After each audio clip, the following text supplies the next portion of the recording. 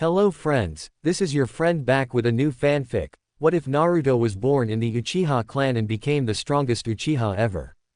If you like this story, don't forget to like, share, and subscribe, and leave your thoughts in the comments.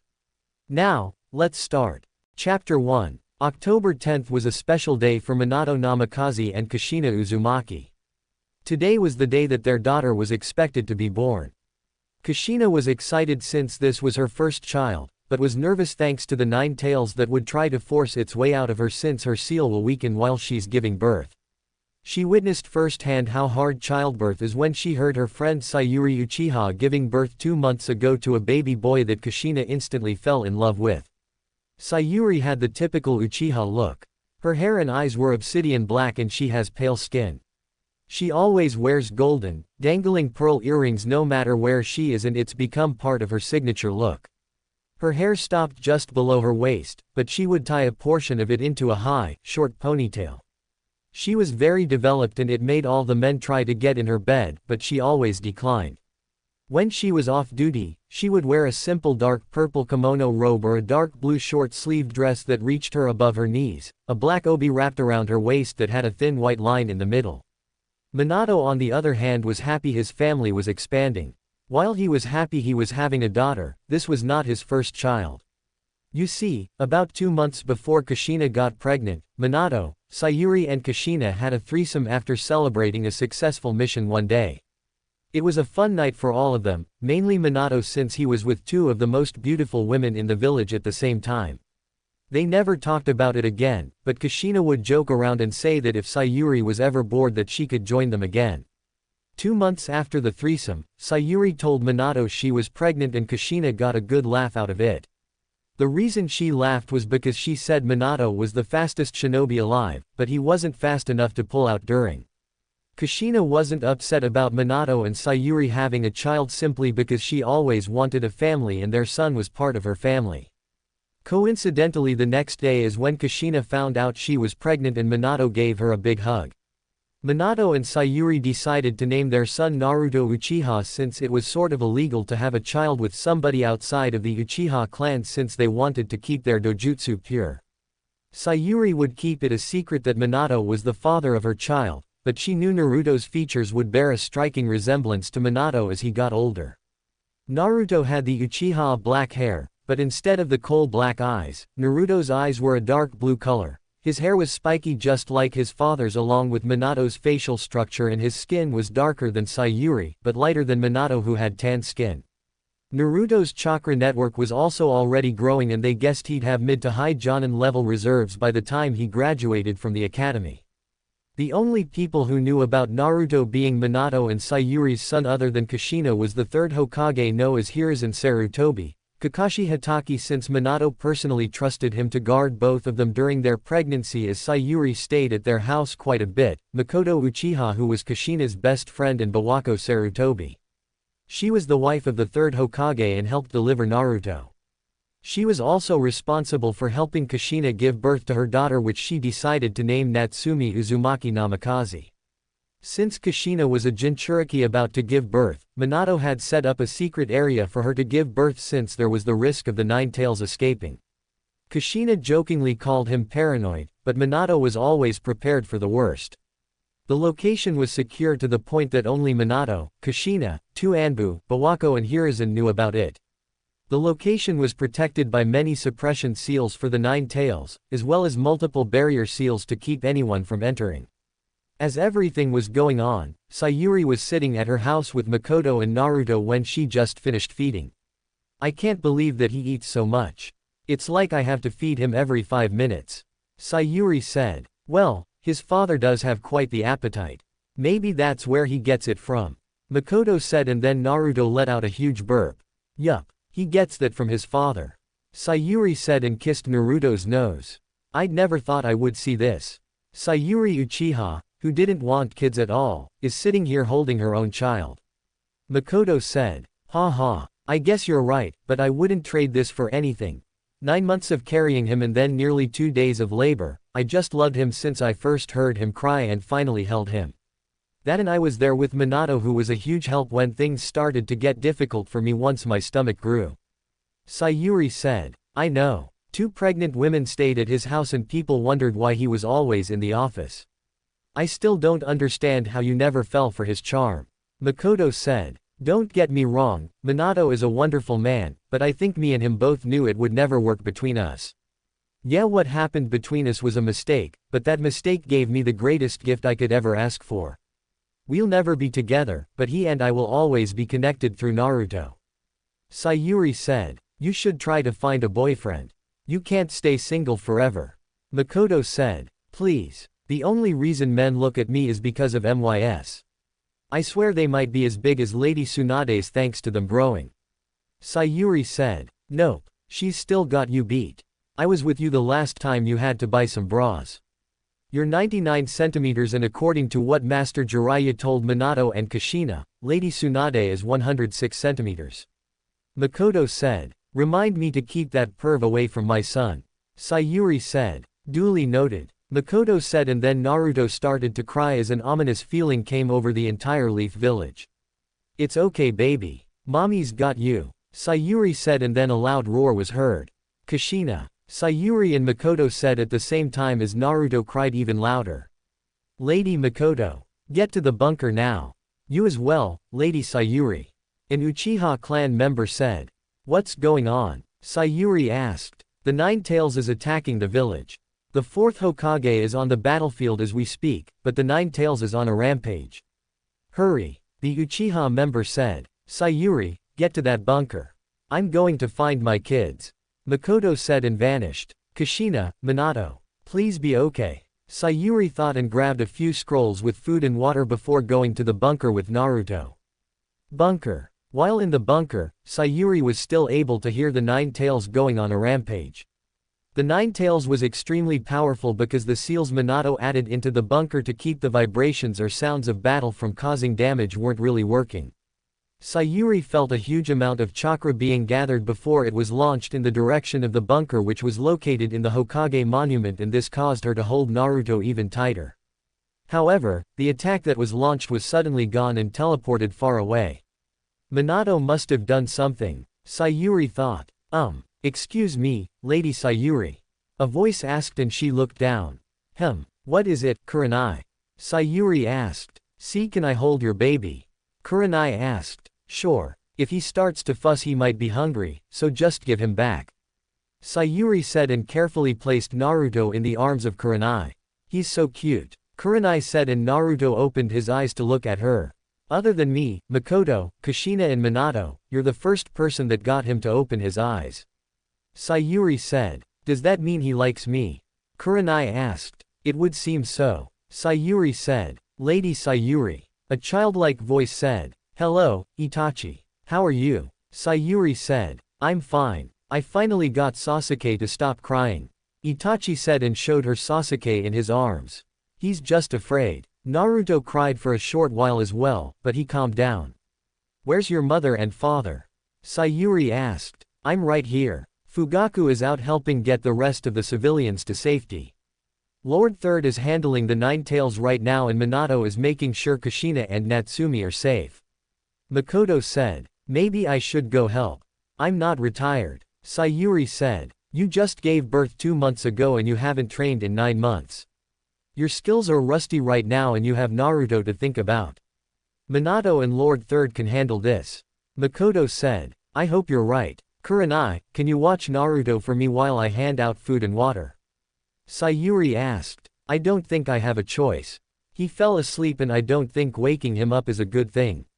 Kurenai said. It's not. He can be a handful if he is woken up too early. Sayuri said. Sounds like somebody I know. Makoto said and Sayuri glared at her. Shut up. Sayuri said and Makoto just laughed at her. Anyway, I think I should hand out the food and water. You know medical ninjutsu so you can help with the wounded. Makoto said. Sure, here you go. Sayuri said and gave Makoto a large sealing scroll.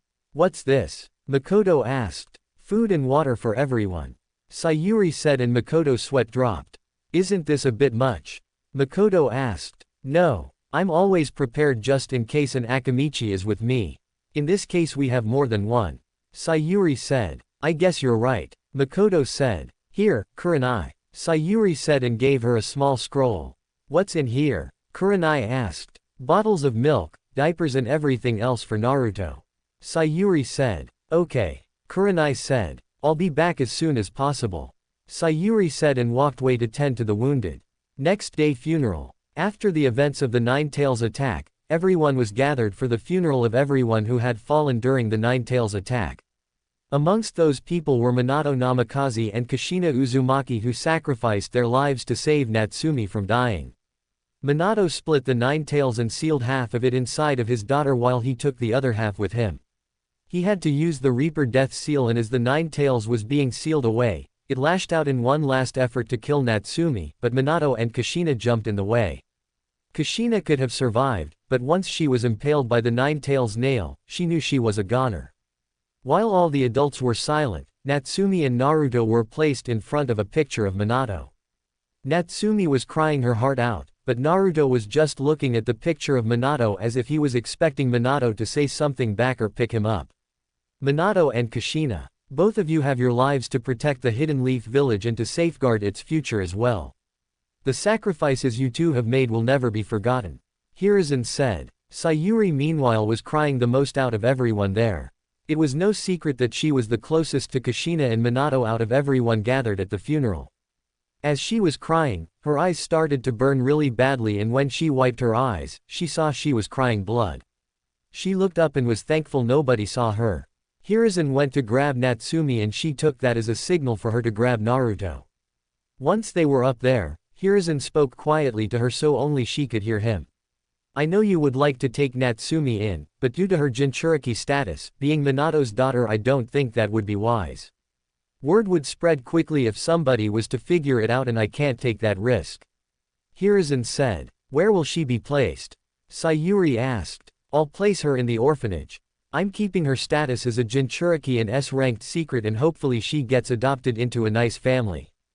Hiruzen said. Have you told Makoto? Sayuri asked. Yes. I ran into her earlier and informed her. Hiruzen said. I'll tell Naruto about his father, but I won't tell him about Natsumi. Sayuri said. Be sure to tell him he can't mention it to anybody. The war just recently ended and tensions are still high. If word gets out that he has the blood of an Uchiha and Minato, he'll undoubtedly be sought after.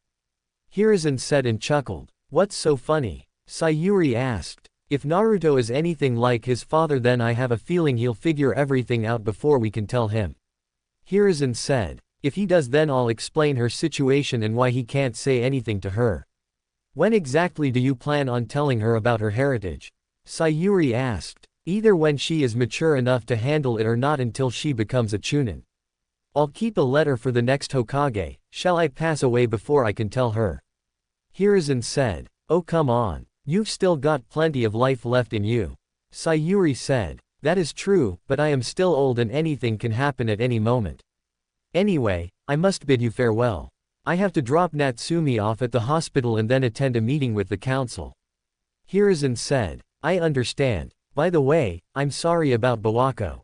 I heard this morning. Sayuri said. Thank you. I know she's waiting for me, but she'll have to wait a bit longer for me. Hiruzen said and walked away. I guess he told you what's going on.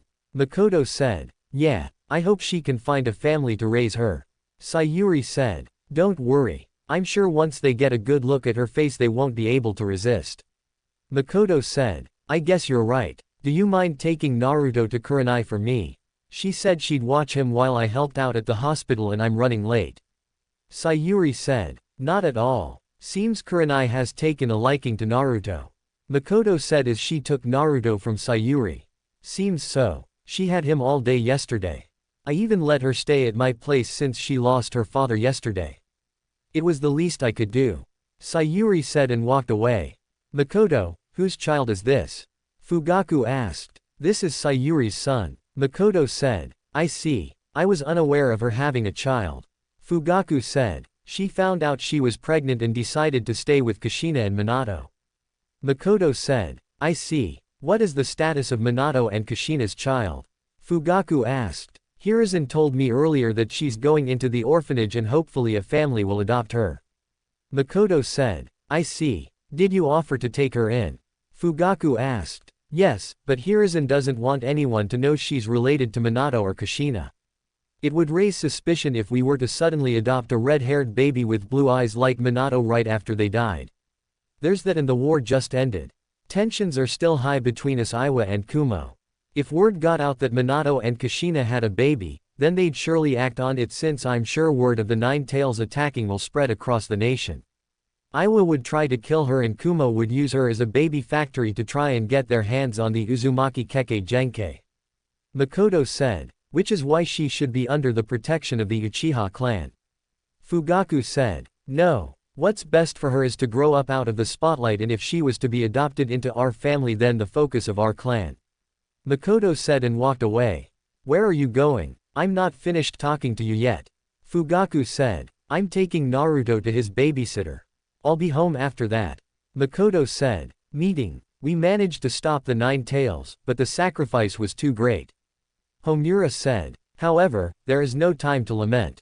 The Hokage seat is now empty and we must decide who will take the position. Kaharu said, perhaps someone from the generation after Minato can take over. Shikaku said, we have nurtured fine jonin without a doubt, but none of them possess the experience to rule over a whole village. Kaharu said, well, is there anyone else?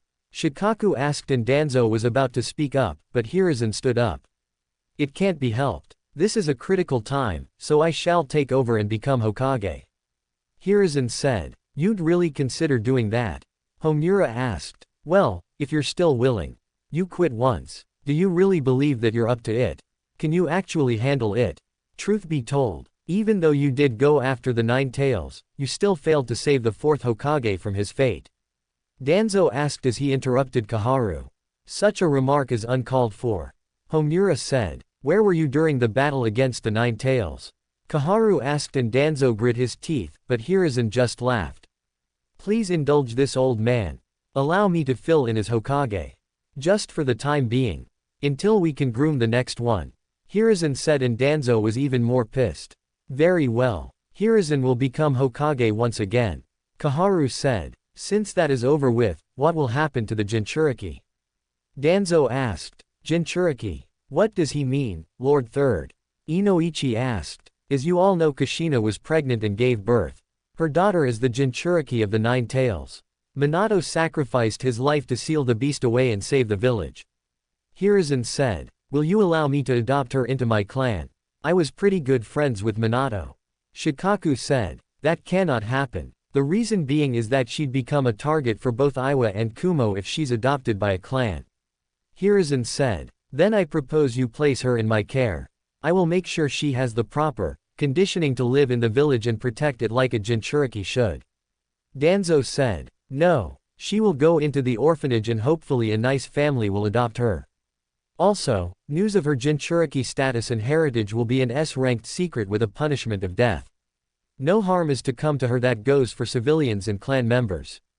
Hiruzen said, what? All the clan heads yelled.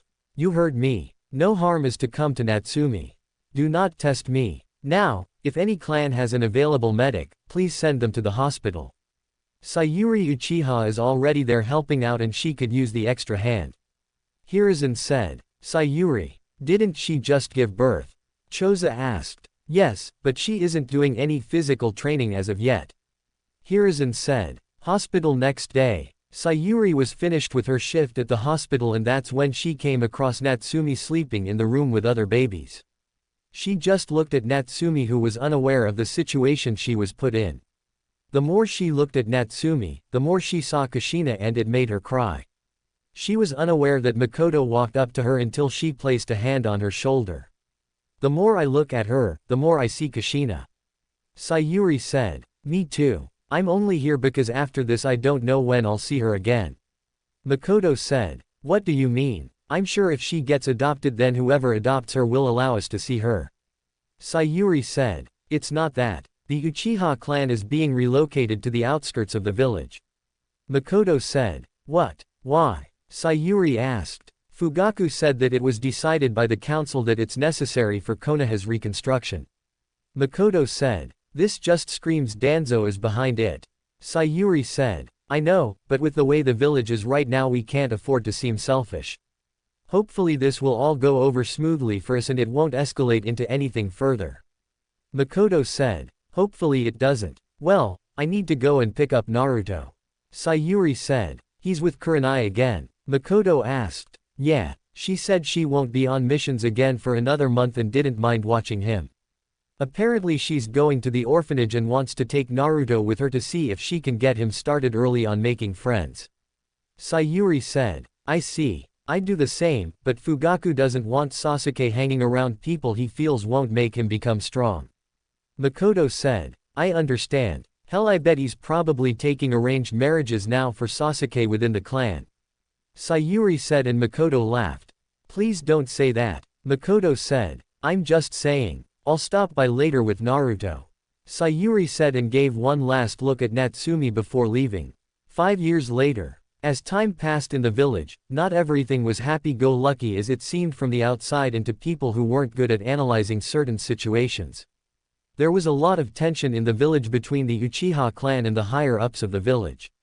There was also tension between Kumo and Konoha after a failed attempt to kidnap the Hyuga heiress when she was 3 years old, which resulted in the death of a Kumo shinobi.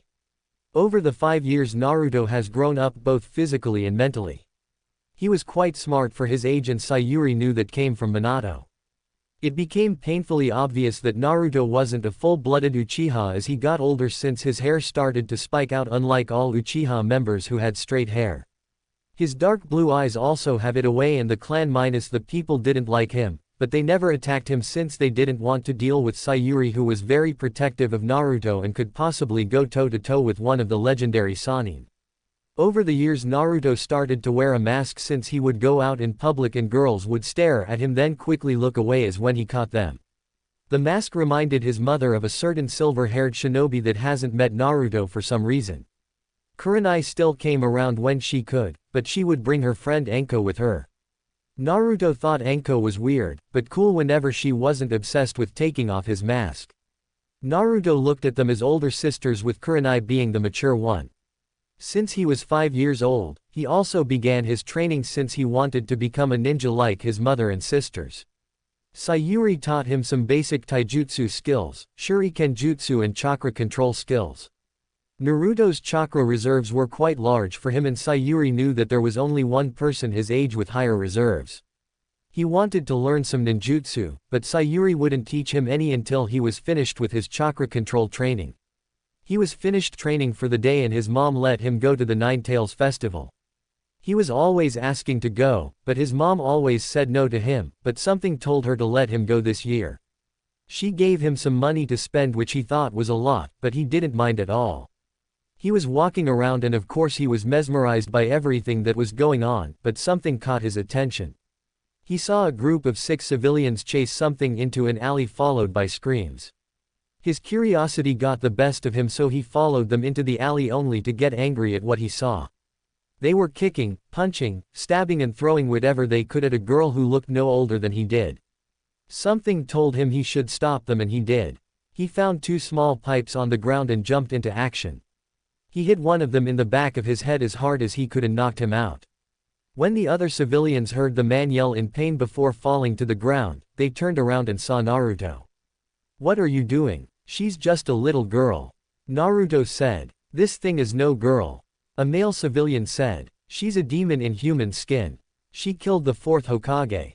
We're finishing what Lord 4th started. Today is the day we get rid of this demon." The civilians turned back to start beating the girl again, but Naruto ran and stood in front of him, and then they started to back away with a scared look on their face. Naruto was standing there glaring at them, but his eyes were no longer dark blue.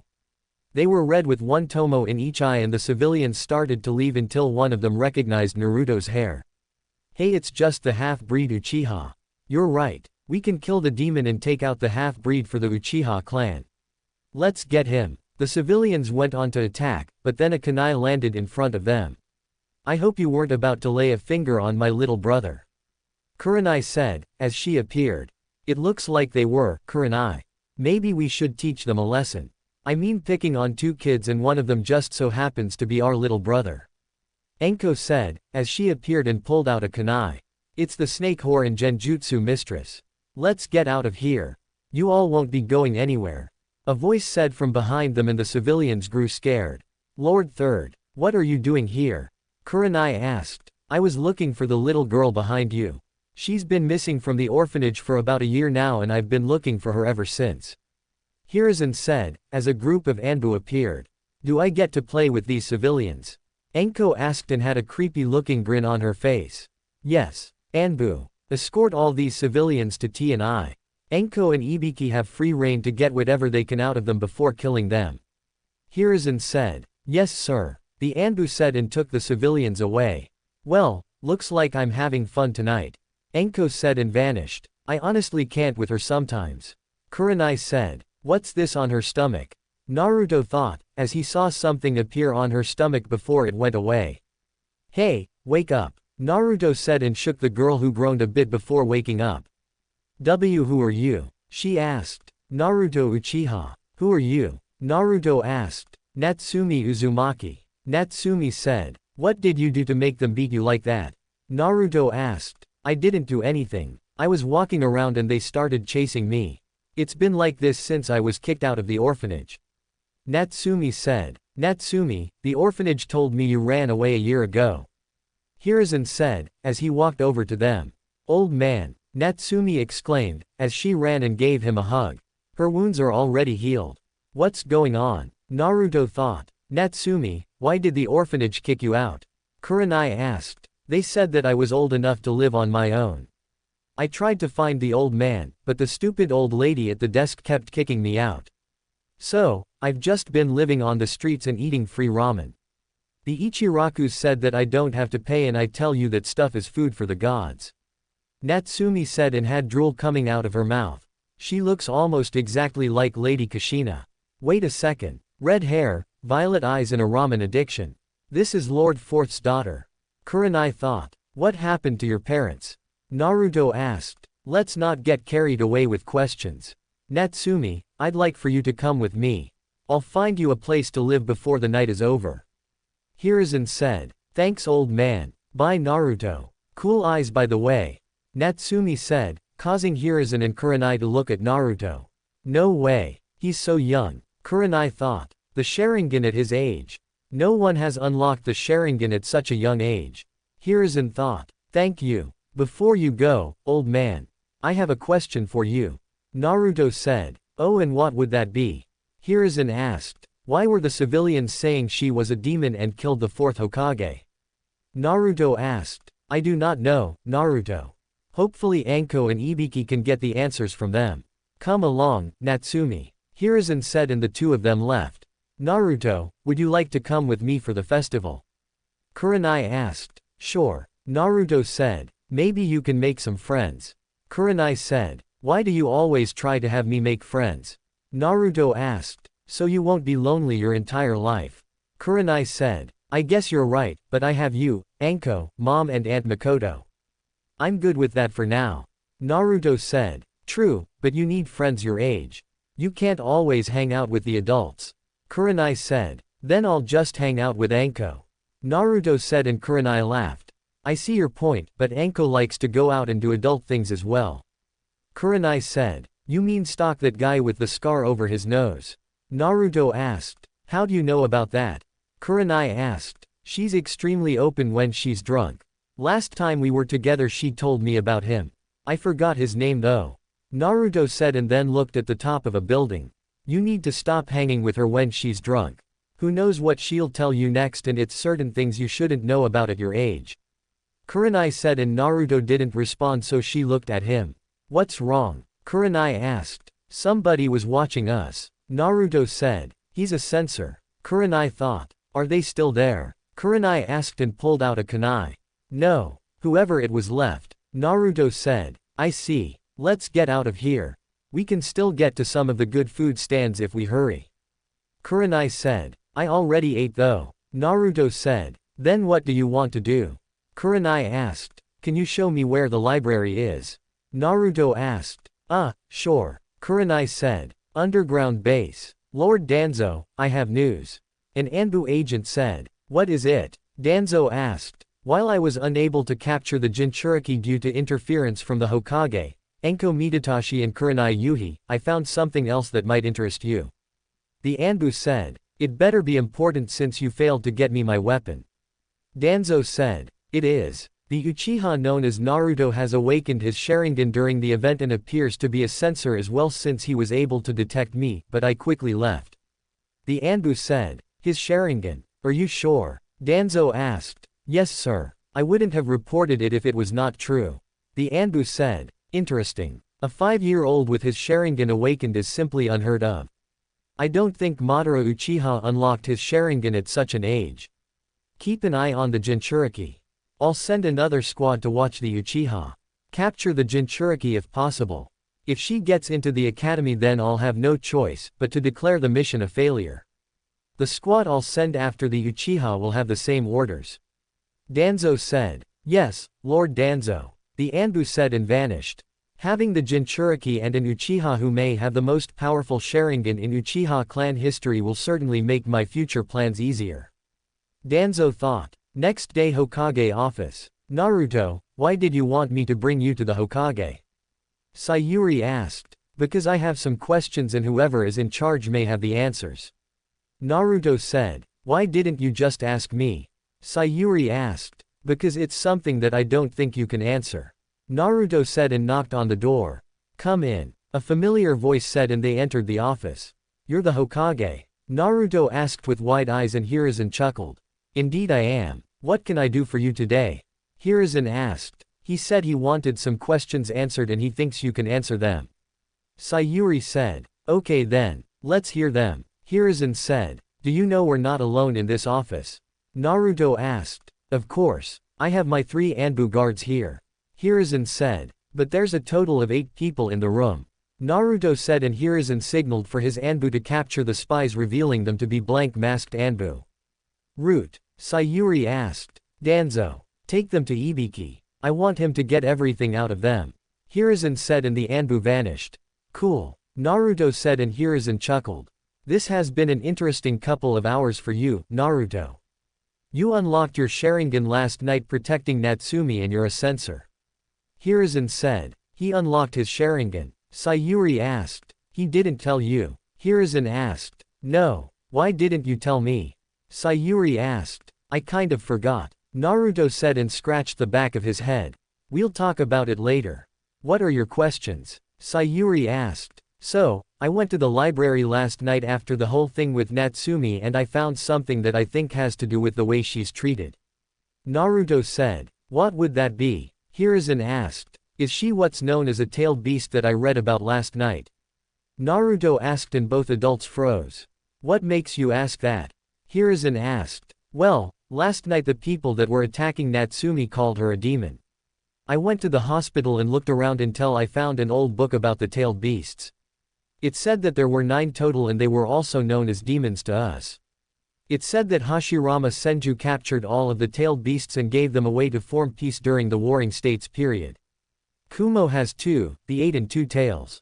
Suna has 1, the 1-tailed beast. Taki has 1, the 7 tails. Kiri has 2, the 3 and 6 tails and Iwa has 2, the 4 and 5 tails. It says nothing about the 9 tails or Konoha having a tailed beast. I know you can't kill them since in the book it says they can only be sealed away. That's why I asked if Natsumi was the same 9-tailed fox that attacked 5 years ago. Naruto said. No, she is not the 9 tails, Naruto. Hiruzen said. Then why did they call her a demon? Does it have anything to do with this that I saw on her stomach? Naruto said and pulled out a painting of what he saw on her stomach. You painted this? Hiruzen asked. Yes. It's only multicolored because I kept running out of paint. Naruto said. Aside from a few parts this is nearly perfect. Hiruzen thought. Is Natsumi somehow connected to the 9 tails? Naruto asked. You might as well tell him. He's so close to figuring it out. Sayuri said. Figuring out what? Naruto asked and Hiruzen sighed before sealing the room. Listen, Naruto. What I'm about to tell you is an S-ranked secret. Do you know what that means? Hiruzen asked. Yes. Naruto answered and Hiruzen nodded. Good. Now, Natsumi is connected to the 9 tails, but she's not the 9 tails itself. She is what's known as a Jinchuriki. Hiruzen said. What's that? Naruto asked. Jinchuriki are humans that have tailed beasts sealed within them. They exhibit extraordinary powers due to the immense chakra reserves they possess. Natsumi was born the day of the Nine Tails attack in the 4th Hokage and gave up his life to seal the Nine Tails inside of her in order to save the village from being destroyed. She is what keeps the Nine Tails from going on another rampage and keeps it locked away. Hiruzen said. So she's like a container and the Nine Tails is like water inside of the container. Naruto said. In layman's terms, yes. Hiruzen said. If you crack a container of water, the water leaks out until it leaks all the way out. Don't they know that if they keep treating her like that they risk the Nine Tails escaping? Naruto asked. People fear what they do not understand. Her being a Jinchuriki is an S-ranked secret to protect her, but somebody leaked the information out to the public. Hiruzen said. So what is that? Naruto asked and pointed at his painting. This is truly a masterpiece. It's the seal that keeps the Nine Tails from escaping Natsumi. The 4th Hokage placed this on her as his final act before dying. It's what's known as an 8-tetragram seal and is powerful enough to contain the Nine Tails. This type of skill is known as Fuinjutsu and the 4th Hokage was a master of the art. You seem to have skill in that department as well if you were able to paint a near replica of this and you've only seen the seal once. Hiruzen said. Can somebody teach me? Naruto asked. I can't. I'm not good at Fuinjutsu. Sayuri said. I have a book from the 4th Hokage that I think he'd want you to have. It's all of his notes on Fuinjutsu to become a sealing master. However, I must warn you to be careful with this. Fuinjutsu is extremely hard and one wrong move can be very dangerous. Hiruzen said and gave Naruto a book, but then a picture fell out. Mom. Naruto said. What is it, Naruto? Sayuri asked. Is he my dad? Naruto asked and showed her the picture so she nodded. Yes. The 4th Hokage is your father. I didn't tell you because I wanted to wait until you matured a bit more. I was going to tell you on your 6th birthday since that's when you started the academy, but it seems you're ready now. Sayuri said. Did he know about me? Naruto asked. Yes. The only way he wasn't around was October 10th. Sayuri said. Because of the Nine Tails attack? Naruto asked. No. It was something else. Sayuri said. Are you sure he's ready to know the truth? Hiruzen asked. Yes. I underestimated how quickly he would mature and part of that was me foolishly hoping he would stay a baby for his entire life, but I was wrong to think that. Sayuri said. What's the truth? Naruto asked. The reason your father wasn't around on October 10th wasn't just because the Nine Tails was attacking. He was gone because your sister was born that exact same day. Sayuri said and Naruto's jaw dropped. I thought I was your only child. Naruto said. You are. Me and your father were never together. I won't go into details since you're so young, but you were created from that. Minato had a wife and she gave birth to your sister and you've already met her.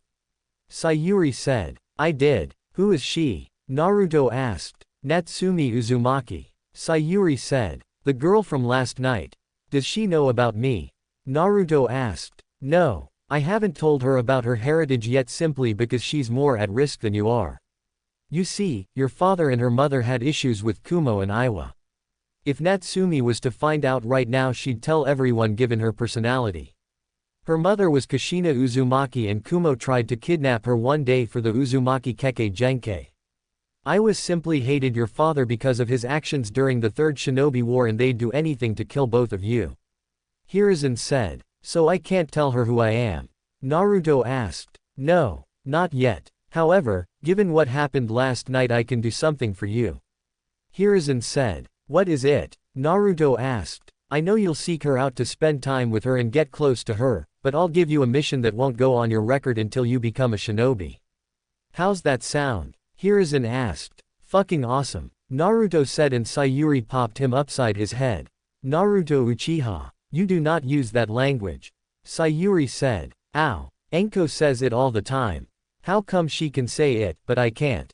Naruto asked. Because she's an adult. Sayuri said. Fine. Sorry old man. Naruto said and Hiruzen chuckled. It's quite alright. Now, this will be an S-rank mission due to her status as a Jinchuriki. Your mission will start when you've advanced in your training. You will help a squad of Anbu protect her during the day while at night I'll have a different squad watching her. Hiruzen said. Are you sure about this Lord Hokage? What about him? Won't he go after Natsumi as well? Sayuri asked. Yes. I can already tell within 2 years Naruto will be stronger than some genin. As for him, he'll attack at night, but I have Kat and her squad guarding her at night. Naruto will just deal with civilians and some ninja that are genin or chunin. It will be easier for me to protect her during the academy as well since I have a feeling that the teachers and students will try to sabotage her. Sarutobi said. Then if that's the case, why not fire them and get new teachers? Sayuri asked. Because the academy somehow fell into the hands of the civilian council and I'm still trying to find a way to take it back. I can only get involved if something is reported directly to me and that's where Naruto comes in at. If you see any kind of sabotage going on report it to me. Hiruzen said. Permission to beat them up? Naruto asked. Only if you deem it necessary. Hiruzen said. Good. Naruto said. That means if they attack her first, young man. Sayuri said. Remember, Naruto. You can't say a word to Natsumi about any of this. Hiruzen said. I know. Naruto said. Also, when you graduate from the academy, I'll have a surprise for you. It's something your father left behind for you. I don't know what it is since it's sealed in a scroll that will only open with your blood. Hiruzen said. That Minato. Always thinking ahead. Sayuri said. Well, that will be all. I must go to a council meeting. Hiruzen said. Come on, Naruto. It's still early enough for you to get a couple of hours of training done. Sayuri said. Okay. Bye old man. Naruto said as they left the room. Sayuri house. Okay. Since you've unlocked the Sharingan, training will be different. Sayuri said. Different how? Naruto asked. I'm going to teach you about the Sharingan. What you have right now is the basic level of the Sharingan, but unlocking it at your age is simply unheard of. Your one-tomo Sharingan gives you the instant ability to analyze things. It allows you to copy jutsu, imitate movements and have faster perception. Sayuri said. So it's kind of like a defensive tool right now? Naruto asked. Exactly. The next step is the two-tomo Sharingan. It's the same as the one-tomo Sharingan, but you get slightly enhanced vision that will allow you to see your opponent's moves slightly in advance. The third is when you have 3 tomo in your Sharingan and that's when it's fully matured. This version of the Sharingan enhances your vision to the max, allowing you to see your opponent's moves in advance so you can counter before they attack you. This version also gives you access to some Sharingan genjutsu as well. Sayuri said. I get that and everything, but that seems pretty basic when you explain it like that. I was expecting more and I already see a weakness in the Sharingan. Naruto said. What would that weakness be? Sayuri asked. Well, what if you fight somebody that doesn't really have a set movement for their attack? I think even the Sharingan would have a difficult time reading and predicting the attack. Naruto said. That's good. I should also warn you about reaction timing. Just because the Sharingan can see and predict movements, doesn't mean you'll be able to counter in time. Your Sharingan will essentially slow their movements down, but if your body isn't conditioned enough then you won't be able to dodge. Sayuri said. So will you be training me in speed as well? Naruto asked. I want you to be an all-around ninja. Most in the Uchiha clan unlock their Sharingan and focus solely on their Sharingan. I'll teach you every aspect of being a ninja.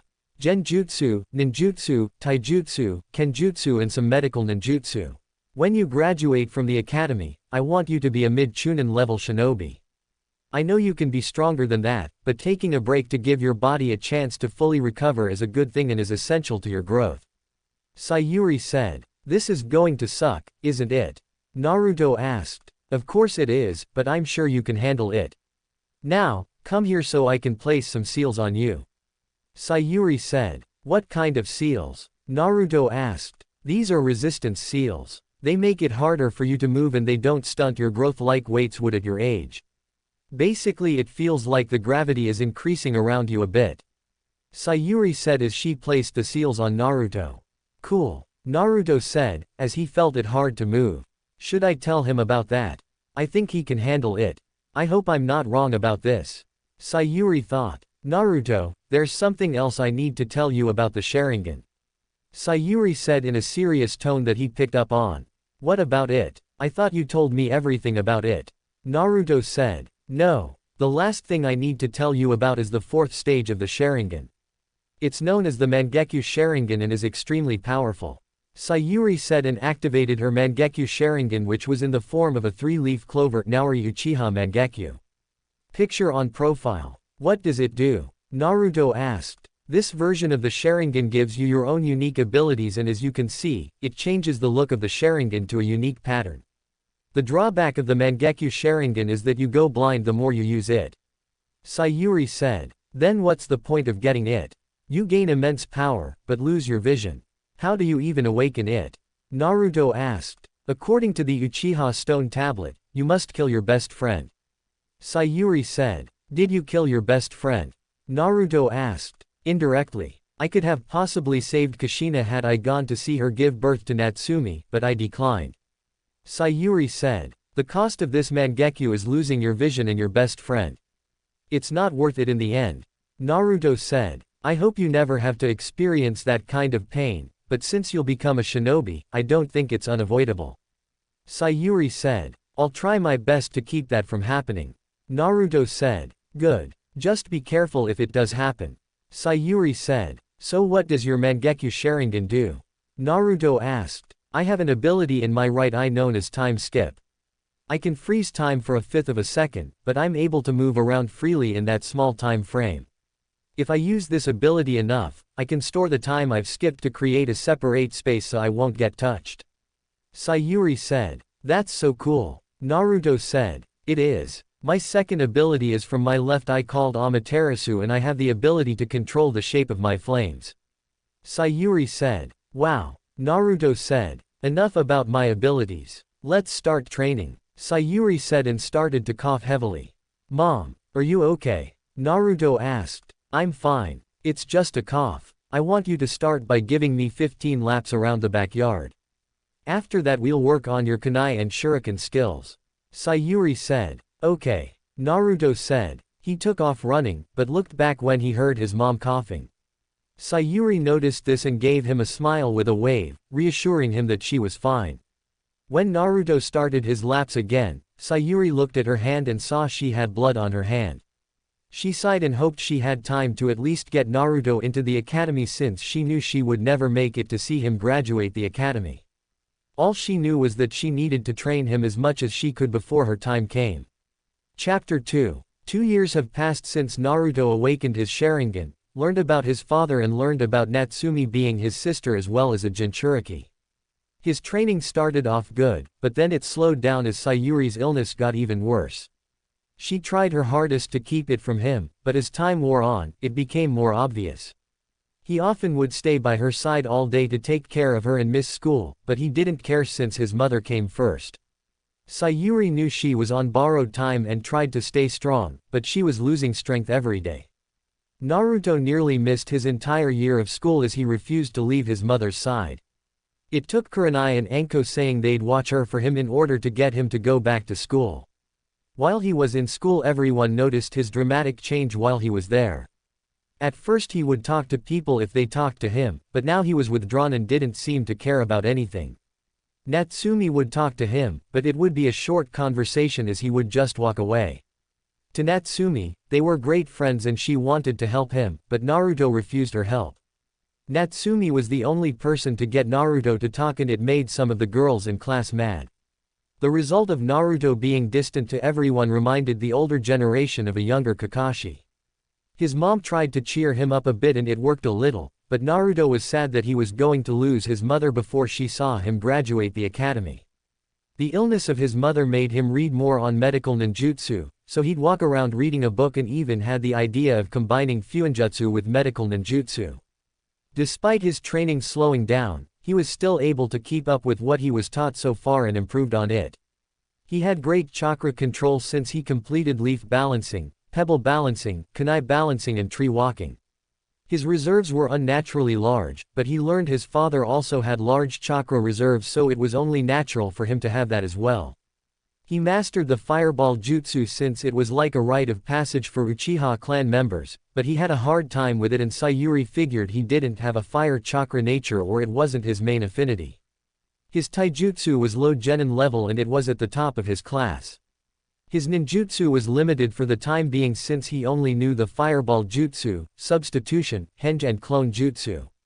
He was the best in his class when it came to kunai and shuriken throwing, as he would get 10 out of 10 each time he was tested on it. He was offered the chance to graduate early, but he declined. He made no friends really in school since he didn't try to. Natsumi doesn't count in his book since she's his sister and he met her before the academy started. They hung out quite a bit during the day and she normally spent her day at the Ichiraku ramen stand or with Ino Yamanaka, who had a huge crush on Sasuke Uchiha. Speaking of Sasuke, Naruto finally met him and he personally didn't care for him, but he didn't hate him. He was neutral towards him. He met Itachi and Shisui as well, but they were always busy and secretive. He knew why they were secretive since it had to do with the tension that reached its breaking point between the village and the Uchiha clan. While Naruto didn't say anything, he knew what was going on as he paid attention to everything going on around him even if it didn't seem like it. His mission protecting Natsumi over the years was going slow, but that's because they were in the academy and nobody knew where she lived except for Naruto. He's even spent the night over there a few times and stayed up all night with her until she eventually fell asleep. He found out her dream was to become the Hokage and he honestly believed she could become Hokage. Currently he was sitting in class next to Natsumi, who wasn't really paying attention. "This class is so boring. All he does is talk," Natsumi said. "If we're lucky he'll talk so much that his mouth will fall off so we don't need to hear him anymore," Naruto said, and Natsumi gasped. "Did you just make a joke? You haven't joked since your mom got even more sick. Is she okay?" Natsumi asked and Naruto sighed. "No. It's only a matter of time before she can no longer fight it. I don't get it. Konoha is supposed to have one of, if not the best hospitals across the nations, yet they couldn't find out what was wrong with her," Naruto said. "Maybe she'll pull through," Natsumi said. "It's good that you remain hopeful, but she isn't getting any better. I've even tried to ask the old man to send an urgent message to his student Tsunade Senju, but the messenger was killed before he could deliver the message to her," Naruto said. "An Uchiha asking a Senju for help. That's ironic given their history," Natsumi said. "That history is before I was born and would be stupid for me to continue it," Naruto said. "I guess you're right. What are you doing after school?" Natsumi asked. "I'm going to the hospital to see my mom and then get some training done," Naruto said. "I'd go with you, but I need to do some training of my own," Natsumi said. "Where will you be training?" Naruto asked. "Why? Are you trying to steal some of my awesome ninja moves?" Natsumi asked. "Please. I just figured I'd take you out for some ramen, but I think I'll just head home," Naruto said. "What? No. We can go," Natsumi said. Naruto and Natsumi, care to tell the rest of the class what you're talking about?"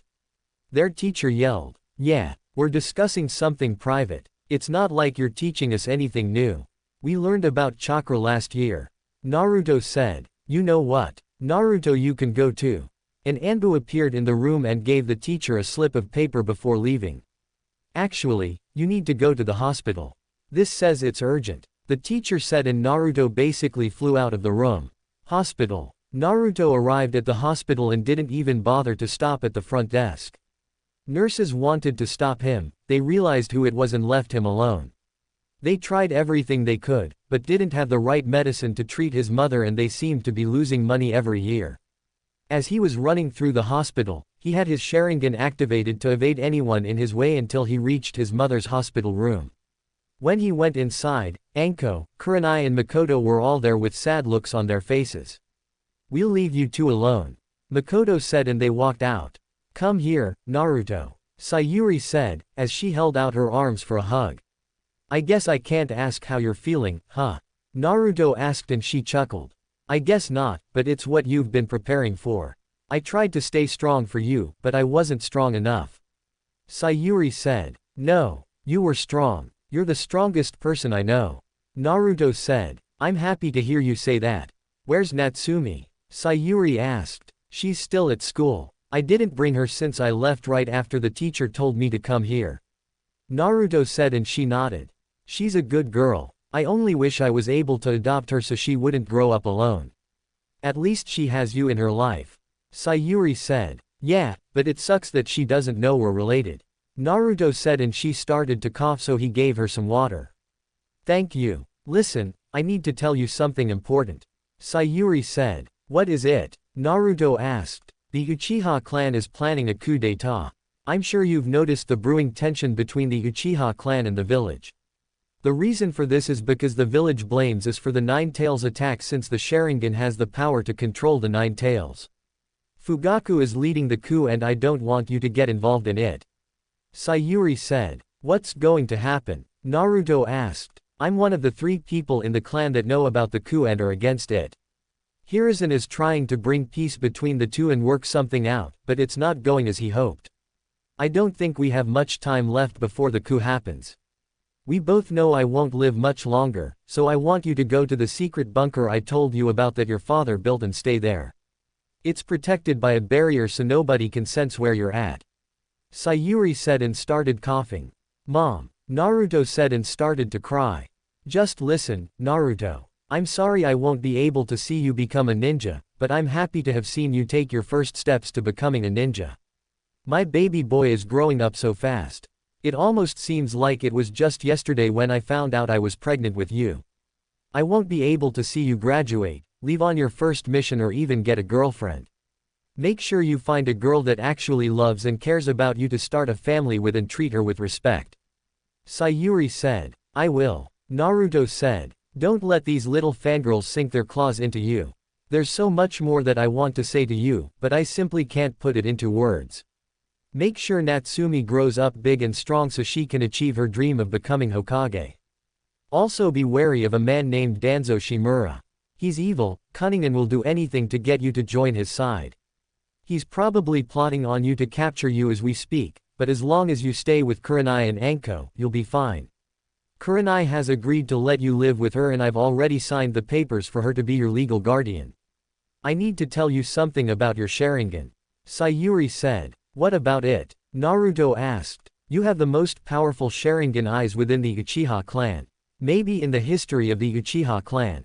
You unlocked your Sharingan after you saved Natsumi for the first time and you were only 5 when that happened.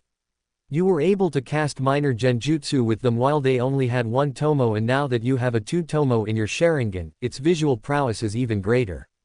However, there is one important thing you should know. Eventually you'll unlock your Mangekyō Sharingan and its abilities then lose your eyesight, but there is a way to cure your blindness. Sayuri said and wiped tears from his face. How? Naruto asked. When I die, I want you to remove my eyes and store them in that container I have right there. The storage seal you had placed on your shoulder is where I want you to keep them. On the Uchiha stone tablet it says you can restore the light of your Mangekyō within Uchiha. You have strong blood ties with, and since I'm your mother, I want you to have my eyes.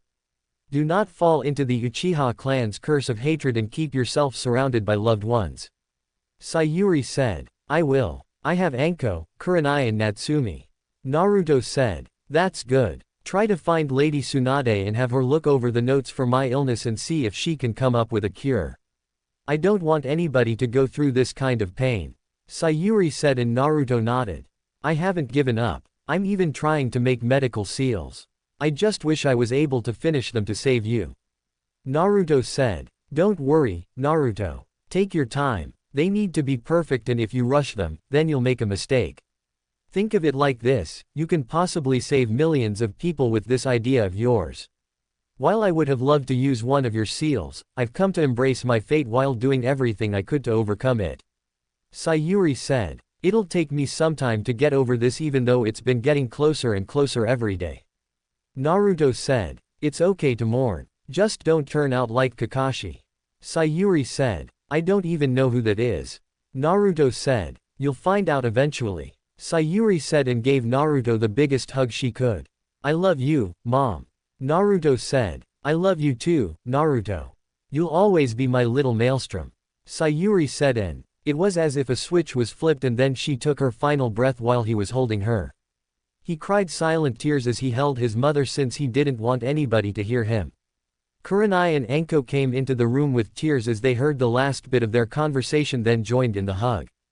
After a few minutes Naruto asked them if they could leave the room to give him some space and they did. Naruto steeled his nerves and removed his mother's eyes like she asked him to, then he placed them in the container she had before sealing them away. He stayed in her room until it was late at night even after they removed her body. They were going to remove her organs for testing, but Naruto didn't trust these nurses since he's never seen them before and was against it. He told Hiruzen, who was there, that he's going to burn her body. Hiruzen nodded and sealed the body away until Naruto was ready to cremate his mother. He finally stood up and looked at himself in the mirror, then started to clean his face. As he was doing this, his Sharingan activated with both tomos in each eye spinning rapidly before turning into 3 tomos in each eye. However, his Sharingan kept spinning before it turned into his own Mangekyō Sharingan. Image on profile. One last gift, I guess. Naruto said and walked out of the hospital. Hokage Monument. Naruto left the hospital and went to the Hokage Monument just to clear his mind. He could have gone back to class, but he opted not to and had Kurenai tell his teacher that he wouldn't be returning. He didn't know how much time had passed, but the sun was starting to set, so he would be leaving. As he was about to leave, he heard someone walking up on him, but he didn't bother to turn around. Naruto Uchiha. The person said, "What do you want?" Naruto asked. Straight to the point. "My name is Danzo Shimura and I have an offer I'm sure you'd like to hear." Danzo said, "So this is the guy Mom told me about. Most likely he wants the Sharingan on his side." Naruto thought. Not interested. Naruto said, "Just hear me out. I mean no harm." Danzo said, "If you didn't mean any harm, then you wouldn't have come with backup." Naruto said, "He's able to detect my Anbu." Danzo thought and gave a slight signal for them to be ready. "They are just my bodyguards." Danzo said, "You have 30 people hiding. That's not bodyguards. Not even the Hokage walks around with that much protection and I highly doubt you're more important than he is in the village. You came here to take me by force if I didn't listen to your offer. I know what you want and my answer is still no." Naruto said, "Perhaps you should reconsider. Join me and I can make you as powerful as you'd like. We can build a village together that is unstoppable. I can even train you in the use of your Sharingan. My men will push you to your limits and beyond them. Together, we can rule this village and bring it to newer heights." Danzo said, "You can't teach me something I already know about. My training is perfectly fine and I don't need help from somebody like you. As for ruling this village, I'm not interested in becoming its leader. Being Hokage isn't something that interests me." Naruto said, "Then perhaps the cure for your mother's disease will suffice in exchange for you joining me." Danzo said and smirked a bit. "I'd rather have my mom die rather than take something from you and I'm sure she'd say the exact same thing. You wasted your time coming here." Naruto said and stood up. "I've noticed you've gotten close to Natsumi Uzumaki. It would be a shame if something bad were to happen to her. She should watch her back." Danzo said and started to walk away, but Naruto spoke up. "You won't touch and we both know why. You'd risk unleashing the 9 tails if you did that and then you'd have to answer Hiruzen about why you attacked Natsumi. That eye you have hidden in your right eye socket isn't even strong enough to help you against the 9 tails. That's why you want me, or more specifically my Sharingan, because you know it's stronger than the one you have in your head right now. I noticed all of the spies in the Uchiha clan district, mainly around me. Me and my mom purposely talked about my Sharingan in the open while training so they'd report to whoever sent them." Naruto said. He planned for this meeting, but didn't know it was going to be me. I've been outsmarted but a mere child. Danzo thought. Now that I know who was sending them after me, I have a message for you. Naruto said. What is it? Danzo asked and narrowed his eye. Do not bother me and stop sending your spies after me and Natsumi. You'll regret it. Naruto said and glared at him. Why can't I move? Genjutsu, of course. Danzo thought, and when he released the Genjutsu, Naruto was gone. 2 weeks later. 2 weeks passed and Naruto was currently walking towards the Uchiha clan district. He hasn't been there ever since his mom died and lived in the secret bunker like she said to. The reason he wanted to head to the Uchiha district is because he wanted to read the Uchiha stone tablet. The Uchiha clan was killed the week prior by Itachi after they were about to launch the coup. Shisui mysteriously died and Itachi was blamed for it. News spread wildly about the Uchiha massacre and that it was Itachi who did it. Both Naruto and Sasuke were the only survivors and the entire village started to treat them like royalty. They were questioned, but Naruto wasn't there so he didn't say anything. Enko, Kurenai and Natsumi thought he was dead, but he told them he was somewhere safe and away from everybody. He made contact with Itachi after it happened and told him he already knew why this had to happen. That surprised Itachi, but he was even more shocked when Naruto asked who the other person was that he kept detecting. The person he was feeling would appear in one area, but then he would be in a completely different section of the district. Itachi only told him to watch after Sasuke for him before he suddenly left, and Naruto told him that he's not a babysitter. Naruto made it to the Naka shrine and went underneath it to start reading the tablet. At first he wasn't sure if he should read it, but something came over him and made him read it. So far all he read was the warnings about the Sharingan and the misfortune it could bring, which he figured it was the curse of hatred his mom told him about. He also came by the techniques of the Mangekyō Sharingan and carefully read them. Amaterasu was an ability that produced black flames that would not stop burning until the target was completely incinerated. The flames cannot be extinguished with water, the passage of time or any other normal methods, and only the user can put the flames out. Tsukuyomi was a genjutsu that inflicted real pain, and the genjutsu lasted for 3 days inside, but on the outside only 3 seconds would have passed. It also said that only another Mangekyō user can break the Tsukuyomi, and you need to make eye contact in order to make the jutsu work. Susanoo is a gigantic humanoid avatar made of the user's chakra that surrounds them and fights on their behalf. It is an extension of the user's will and has multiple stages before it's complete. Kamui, a space-time ninjutsu that allows the user to transfer objects to and from another dimension. It creates a spiraling void and distorts their form as they're traveling between dimensions. Koto Amatsukami, an extremely powerful genjutsu that completely manipulates someone's thoughts. The victim believes that they are doing what they are doing by their own will. Kagutsuchi, a technique that allows the user to shape the black flames of Amaterasu, allowing the user to manipulate them at will. While Naruto was reading the techniques, he noticed his mother's time skip ability wasn't there, and he figured that it was a secret ability that was never unlocked before. He read about the consequences of using the Mangekyō Sharingan and something caught his eye that didn't make sense. It says the only way to unlock the Mangekyō Sharingan was to kill your best friend. He didn't kill his best friend, and neither did his mom. That information was false, and he wondered why that was written there. He read something else about a god seeking stability was divided into yin and yang, but when these two came together you obtain all things in creation. He thought about that for a while, and the only thing he could think of was the Sage of Six Paths, but nobody actually has any legit information on him. It talked about having the power to control the tailed beasts, but he doubted he'd ever want to do that. It also said that when someone who possesses the power of samsara approaches the moon, an eye will open that is reflected on the moon to grant the eternal dream. It mentioned something about an infinite Tsukuyomi and that it's the only way to save the Uchiha clan. He couldn't read anything else, but used his brain to guess that the infinite Tsukuyomi was nothing more than a more advanced version of the Tsukuyomi. If that was the case, he wondered how a genjutsu was supposed to save the Uchiha clan. This tablet doesn't make any sense. Naruto said and left. Academy next day. Class was going on as usual, and Natsumi was sad again since Naruto still hasn't come to class. Without him there to defend her, her grades were slipping and she fell from top 10 to the middle of the class. Their teacher was in the middle of the lesson when the door slid open, revealing Naruto reading a medical ninjutsu book. Naruto, you're 3 hours late. Last week was an exception for your absence, but I can't allow it today. Why are you late? The teacher asked. Funny story actually. I was walking to school and on my way here the Inuzuka dogs were trying to kill a black cat, so I had to take the long way around.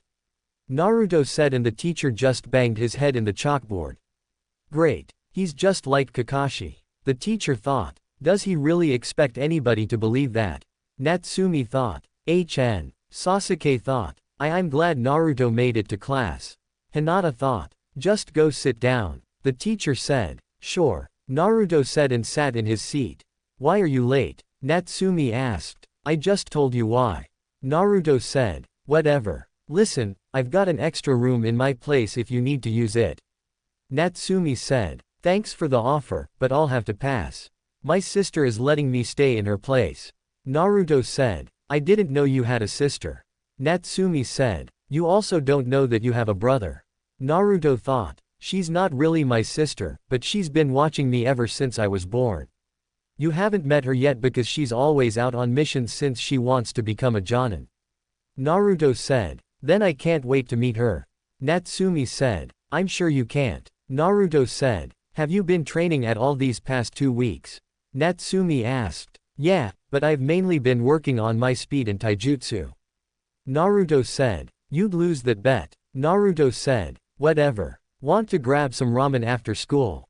Natsumi asked. I have to make a stop, but I'll meet you there.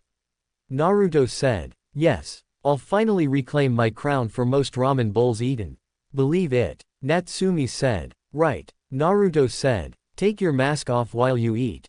It's weird seeing you seemingly stuck food through the mask. How do you do that anyway? Natsumi asked. If I told you then it wouldn't be funny to look at your face trying to figure it out. Naruto said. Why do you wear a mask anyway? Are you ugly? Natsumi asked. No. I have my reasons, but until certain requirements are met, I can't show my face to people.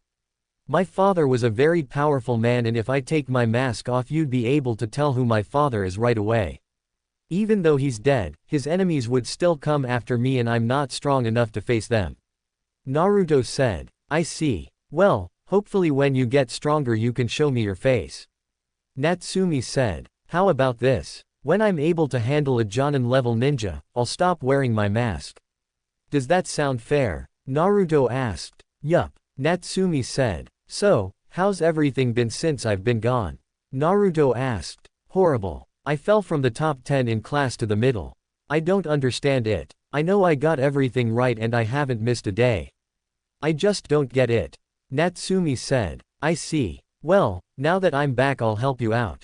Naruto said. Thank you. Natsumi said. Alright, students. Today we're going to learn about why ninja usually travel in groups. The teacher said and everyone groaned.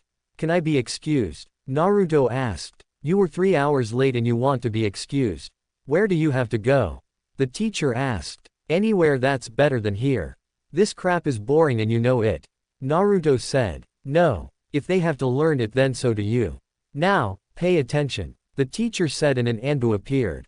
Sorry for the interruption. Naruto Uchiha, Lord Hokage would like to have a word with you. The Anbu said and vanished. Fine. Naruto, you're excused. The teacher said. Wow. Talk about perfect timing. I'll see you at Ichiraku's later. Naruto said and left. Okay. Natsumi said. Wow, Natsumi. You've got another date with Naruto. Ino said. It's not a date. Besides, he's like a brother to me if anything. Natsumi said. Then why does he only hang out with you? Ino asked. I don't know. You'd have to ask him. Why? Do you like him? Natsumi asked. Please. Why would I want Naruto if I have Sasuke for myself? Ino asked. Excuse me. Sasuke is mine, pig. Sakura said. What was that forehead? Ino asked. Give me a break. Natsumi thought and sat next to Hinata. Hi, Hinata. Natsumi said. Oh. Hi, Natsumi. Hinata said. You know, if you stop stuttering so much and gain some confidence Naruto might start to notice you.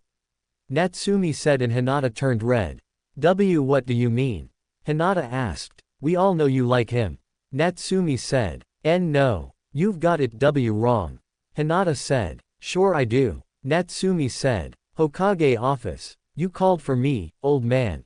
Naruto asked. I did. Care to explain where you've been for the past 2 weeks?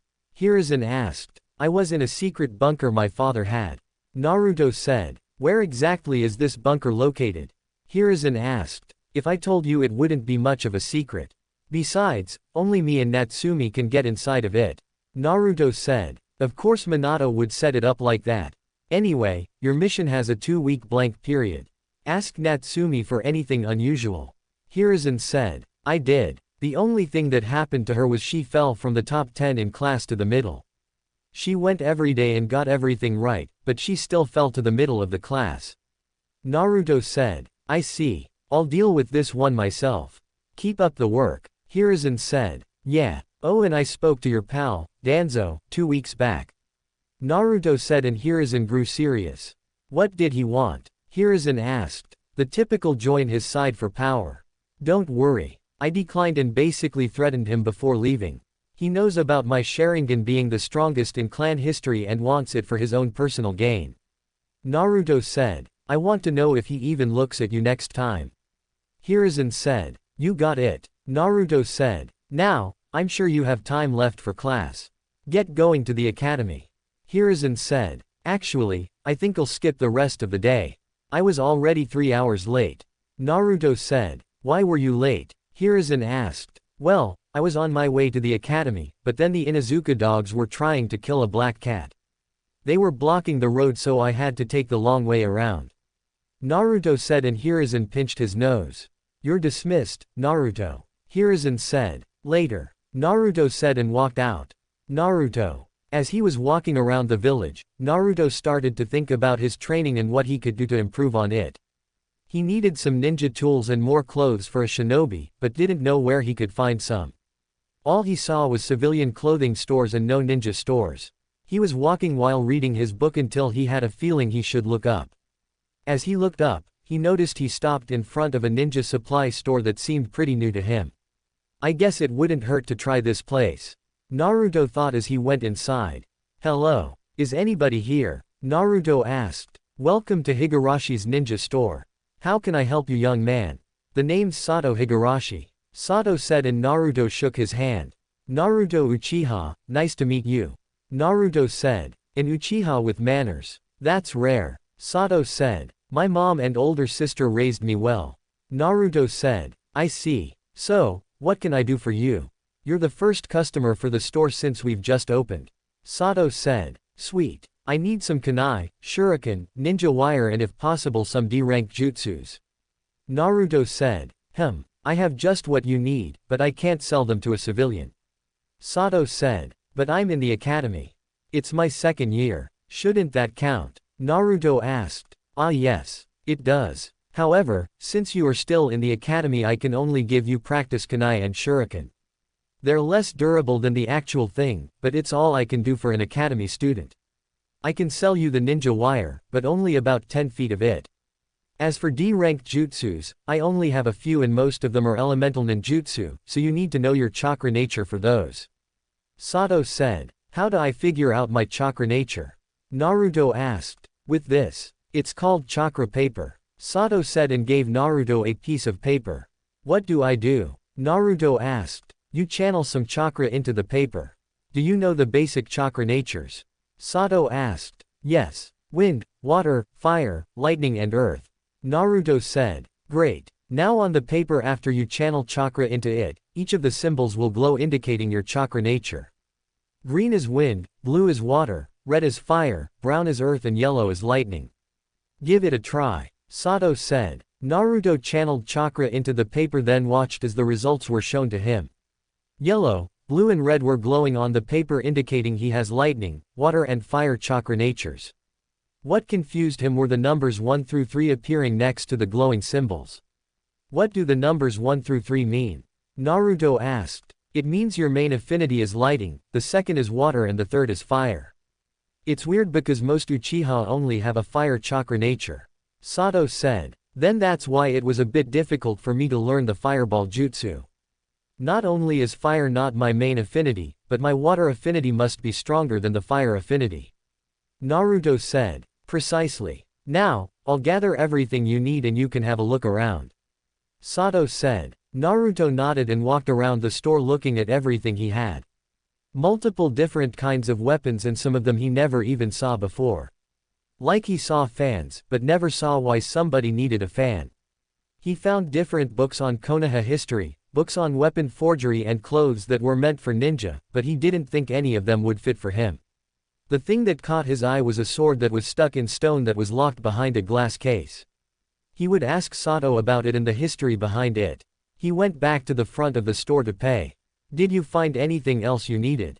Sato asked. Just some books on Konoha history, but I learn enough of that in the academy. I do want to know about the sword in that glass case. Naruto said. Ah, that sword was forged by a good friend of mine 7 years ago. He unfortunately died and never claimed the sword. After my first shop was destroyed by the Nine Tails attack, I found the sword stuck in the ground and I couldn't remove it. As you can see, I had to move the entire slab of earth to keep the sword. Some think that only people the sword deems worthy can hold it, but I personally think only one of his family members can use it. If one of his family members comes and claims the sword, then they can have it. Sato said. Maybe I can give it a try.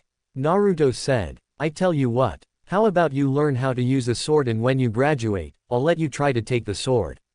How's that sound? Sato asked. Sounds fair. Can you tell me why you have fans for ninja weapons here? Naruto asked. Those are mainly for wind users. They allow them to blast away their enemy with a single swipe. I mainly sell them to Suna shinobi when they are in the village. They're not as powerful as the larger fans they sell in Suna, but they still pack a punch. They can also shoot out Senbon if they want them to. Sato said. Cool. I think I'm done for the day. Naruto said. Alright. I've thrown in 3 elemental ninjutsu for each of your chakra natures and 2 non-elemental jutsus. When you're in the academy, they pay for everything you get from here except special orders. Sato said. Really? How much does a special order cost? Naruto asked. It depends on what you order. Sato said. I noticed one of your books talked about chakra metal. Is it possible to have some kunai and shuriken made out of that to channel elemental chakra through it? Naruto asked. Of course it is. How many do you need? Sato asked. About 500 each. Naruto said, and Sato did the calculations.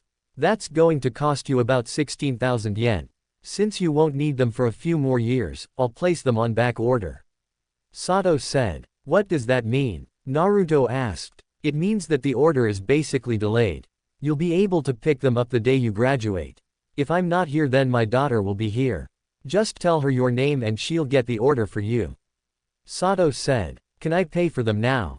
Naruto asked. Sure. Since you're the first customer in the new store, I'll throw in the instructions to properly use your chakra natures. Sato said, and sealed everything in a scroll for Naruto. Thanks. Naruto said, and paid for his special order. No problem. If any of your friends need some supplies, tell them about my shop. Sato said. I will. Naruto said, and left. He's a good kid. Sato said. Ichiraku ramen. Naruto still isn't with you today, Natsumi? Ayame asked. Not yet, but he'll be here. I want my crown back as the queen of gluttony. Natsumi said. Another challenge. What's the record between you two? Ayame asked. 10-8. I'm behind by 2. I'm feeling really lucky today. Natsumi said. You said that last time and lost. Naruto said as he entered the ramen shop. Oh, Naruto. You're here. Ayame said. Why didn't you get that excited when I came in here? Natsumi asked, and Ayame blushed. Well. It's just that you're always here. Ayame said. He's here just as much as me. Natsumi said. Can we just start? Naruto asked, and then Tyuki placed 4 large bowls in front of both of them. Alright, listen up. We've got another gluttony challenge over here. Natsumi has challenged Naruto for the crown. Do you accept the challenge, Naruto? Ayame asked. Of course. Naruto said. Everyone gather around and place your bets. Ayame announced, and everyone bet on Naruto winning except for one person. Alright, go. Ayame said. Naruto and Natsumi began digging into their food at a fast pace while listening to the cheering crowd. Everyone except one person may have bet on Naruto winning, but the competition was something that made sure everyone was cheering. This went on for another 2 hours, with Naruto having a 1-bowl lead over Natsumi. Tyuki and Ayame were working as quickly as possible to keep up with the speed the bowls were being eaten. Natsumi caught up to Naruto and then quickly took a 2-bowl lead. Naruto wasn't going to lose and upped the pace, and now they were tied. Tyuki only had enough ramen for 1 bowl, so he made that and sat it between the 2 of them. Done. Naruto and Natsumi yelled. We have a tie. Ayame said. What? How? Natsumi yelled. It's actually not a tie. Naruto said. How? You both ate the same amount of ramen bowls and you both split the tiebreaker bowl. Ayame said. I would have won if I didn't drop a noodle on the ground earlier in the contest. When we eat, the rules state that you must eat every noodle, and I didn't. She's the winner by the rules we set. Naruto said, and Tyuki placed the crown on Natsumi's head. Yes, take that. I'm the queen of gluttony. Natsumi said. You may have won, but you're still behind a game in our little competition. Naruto said. So then nobody wins any money. Natsumi said. Not true. I bet on you beating me this time. Naruto said. How much money did he win? Natsumi asked. 1.4 million yen. Ayame said and gave Naruto the money. Niece. Pleasure doing business with you. Natsumi, I need you to come with me. Naruto said and they walked out. Where are we going? Natsumi asked. To the ninja supply shop. Naruto said and she stopped. Let me put on a hinge so I can get inside. Natsumi said. There's no need for that. Just trust me on this one. Naruto said. What if I get kicked out? Natsumi asked. Then I'll stop doing business with the owner of the shop. Naruto said. Higurashi Ninja Store. Are you sure I can be in here? Natsumi asked and looked around. Of course. Naruto said and walked up to the counter to ring the bell. Coming. Sato said from the back. It's me, Naruto. I've brought a friend. Naruto said. A friend you say? Who is it? Sato asked as he came from the back. Go on. Introduce yourself. Naruto said. I'm Natsumi Uzumaki. Natsumi said. So this is Kushina and Minato's daughter. She's almost an exact replica of Kushina if it weren't for the whisker marks and blue eyes. Sato thought and looked at Naruto, who nodded to him like he knew what he was thinking. I see. I'm Sato Higurashi. Nice to meet you. Have a look around while I talk to Naruto about his order. Sato said. Are you sure? Natsumi asked. Of course. Since you're an academy student, everything you pick out is paid for by them crept for special orders. Sato said. Thanks. When I'm Hokage I'll make sure everyone knows about your shop. Natsumi said and ran off. I'm guessing you already know who she is. Sato said. More than you know. Naruto said. How did you find out? It's supposed to be a secret. Sato said. My mom and the Hokage told me. Naruto said. I see. If they told you then I won't question it. The thing is, does she know you two are related?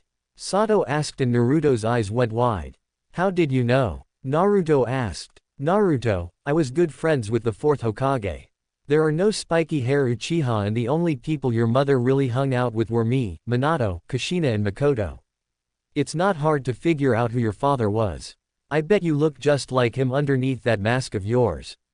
Sato said. Fine. To answer your question, no, she doesn't know we're related. Naruto said. Because of Iwa, correct? Sato asked. Yes. The third Hokage wants to tell her when she graduates, so hopefully she'll be mature enough to handle it. Naruto said. Understandable. Well, she's welcome here anytime she wants. Sato said and then they heard stuff fall over. Sorry. Natsumi yelled and then another crash was heard. You may want to hire a clean-up crew. Naruto said. It's fine. I'll just hire some genin for AD rank mission to clean it up. Sato said. That's what AD rank mission is. Naruto asked. Yeah, it's basically chores for civilians. I used to be a ninja, but I retired after sustaining a brutal leg injury. That's why I walk with this cane. Sato said. I am not looking forward to doing those. Naruto said. If you get lucky enough you'll get a teacher who'll let you do the D rank missions quickly or won't have you do them at all. Sato said. Hopefully. Naruto said and then Natsumi came back. I'm back. Natsumi said and put some stuff on the counter. Paint cans, rope, rubber ducks, stink bombs, glue. What is all of this? Naruto asked. I didn't even know I sold that stuff.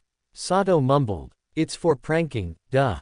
Natsumi said. I brought you here to get some ninja supplies, but I clearly wasted my time if this is all you're interested in. Naruto said. But he said the academy pays for all of this. Natsumi said. They do, but you have nothing to train with in here. I saw your gear and that is why I brought you to Sato. Naruto said. Well, maybe I don't want your stupid help. Natsumi said and walked out. I'll keep these here for her. Sato said. Thanks. Naruto said and walked out of the store. Training ground. Naruto was sitting down in a meditative position when all of a sudden his eyes snapped open and kunai started flying at him from all directions. He jumped into the air and twisted around the kunai before he threw them so they'd collide with some of the other kunai. He heard 11 thumping noises and then landed on the ground with a smirk on his face. He looked around and saw 10 targets with a kunai in them. He looked behind him and saw a target behind a big rock with a kunai embedded inside of it. He sighed and took a drink of water before looking to his left. I know you're there. Naruto said and 2 blank masked Anbu appeared. They didn't talk and just attacked him, but unfortunately he was able to dodge them. They weren't that fast, but they were faster than him and they knew when to attack. Naruto used the fireball jutsu, but they dodged it at the last minute. They came at him with their swords drawn and tried to attack him, but his Sharingan was able to predict their attacks. He was thankful for his mother's reflex training to help him counter some moves. Naruto managed to grab the sword from one of them and slashed his stomach, but it was as if the Anbu didn't feel it. He was kicked away by both Anbu, but he was able to correct himself in the air and land properly. He looked up and saw one of the Anbu on him with his sword drawn aiming at his heart. Naruto's Mangekyō Sharingan activated and then he suddenly switched places with the other Anbu who was stabbed through the heart instead of him. The other Anbu was killed instantly and before the other could remove his sword, Naruto stabbed him in the back through his heart and killed him. He took the mask off to see who this person was, but both of the Anbu agents went up in flames. Naruto ran to the bushes and threw up over having to kill somebody like that. It took him a minute, but he got himself under control and went to see Hiruzen. Hokage office. What can I do for you, Naruto? Hiruzen asked. Why did the Anbu attack me? Naruto asked. What do you mean? The Anbu shouldn't have attacked you and I can assure you that all of them are accounted for. Hiruzen said. I managed to get this off of one of them. Naruto said and placed the blank mask on his desk. Root. Hiruzen mumbled. What's Root? Naruto asked. It's an illegally ran division of Anbu controlled by Danzo. I've been trying to get some sort of evidence on him, but he leaves no trace and when the Anbu fail a mission, they go up in flames removing them from existence. The fact that you got one of their masks is proof against Danzo that they exist, but it isn't enough. Hiruzen said. These two weren't that much stronger than me. They only had a slight edge over me in speed and they knew Kenjutsu, but I was able to evade them with my Sharingan. Naruto said. Then he'll send more of them after you and they'll be even stronger. You need to up your training and be prepared. The best I can do is have an Anbu operative watch over you. I don't want this to leak out somehow. Hiruzen said. I'll be fine on my own. I've picked up a few things for my training from Sato Higurashi. I'll have to go back eventually, but I have enough now to last me. Naruto said. What did you get from him? Hiruzen asked. Some practice kunai and shuriken, 3 elemental jutsus for my chakra natures and 2 non-elemental jutsus. Naruto said. Chakra natures? Which ones do you have? Hiruzen asked. Lightning, water and fire. Naruto said. Interesting. Most Uchiha normally have a fire chakra affinity and then copy other jutsus. Hiruzen said. He said the same thing.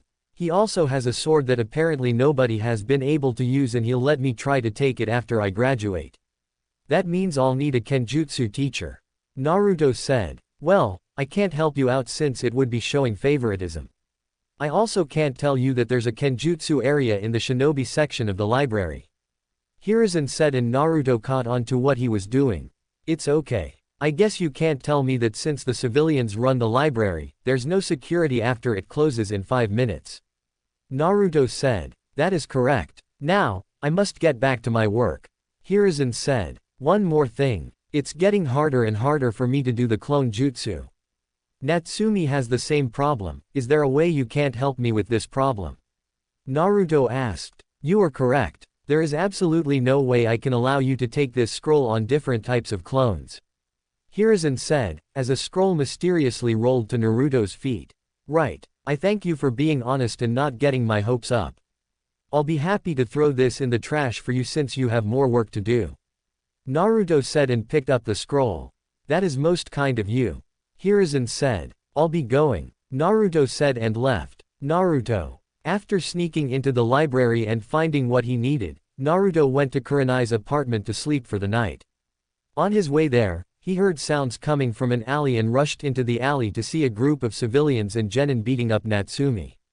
He activated his Sharingan and jumped into action. He used genjutsu on the genin who were unable to break it and simply knocked out the civilians before going over to Natsumi. Natsumi, are you okay? Naruto asked and she slowly opened her eyes. I think I'll be okay. Natsumi said. Come on. I'll take you home. Naruto said and she climbed on his back. How did you know I was getting beat up? Natsumi asked. I was on my way to my sister's house and I heard noise in the alley. Naruto said. Why is it always you saving me? Why do you hang out with me so much? Natsumi asked. Because I care about you. You mean more to me than you could imagine at the moment. Naruto said, and her eyes started to close. I wish you were my real brother. Natsumi said, before she fell asleep. All will be revealed in due time. I just hope you can get strong and mature enough. Naruto thought. He entered her house and placed her on the bed. He was about to leave, but not before leaving some of his practice ninja tools for her and some tips on how to use them. He opened the scroll that Hiruzen didn't give him and saw a jutsu known as the Shadow Clone Jutsu and wrote down the instructions for Natsumi. This jutsu was almost made for somebody like them with huge chakra reserves. While Naruto's were large for his age since he already had low chunin reserves, Natsumi most likely had more chakra than an elite jonin right now. He wrote down some chakra control exercises for her as well and then finally left.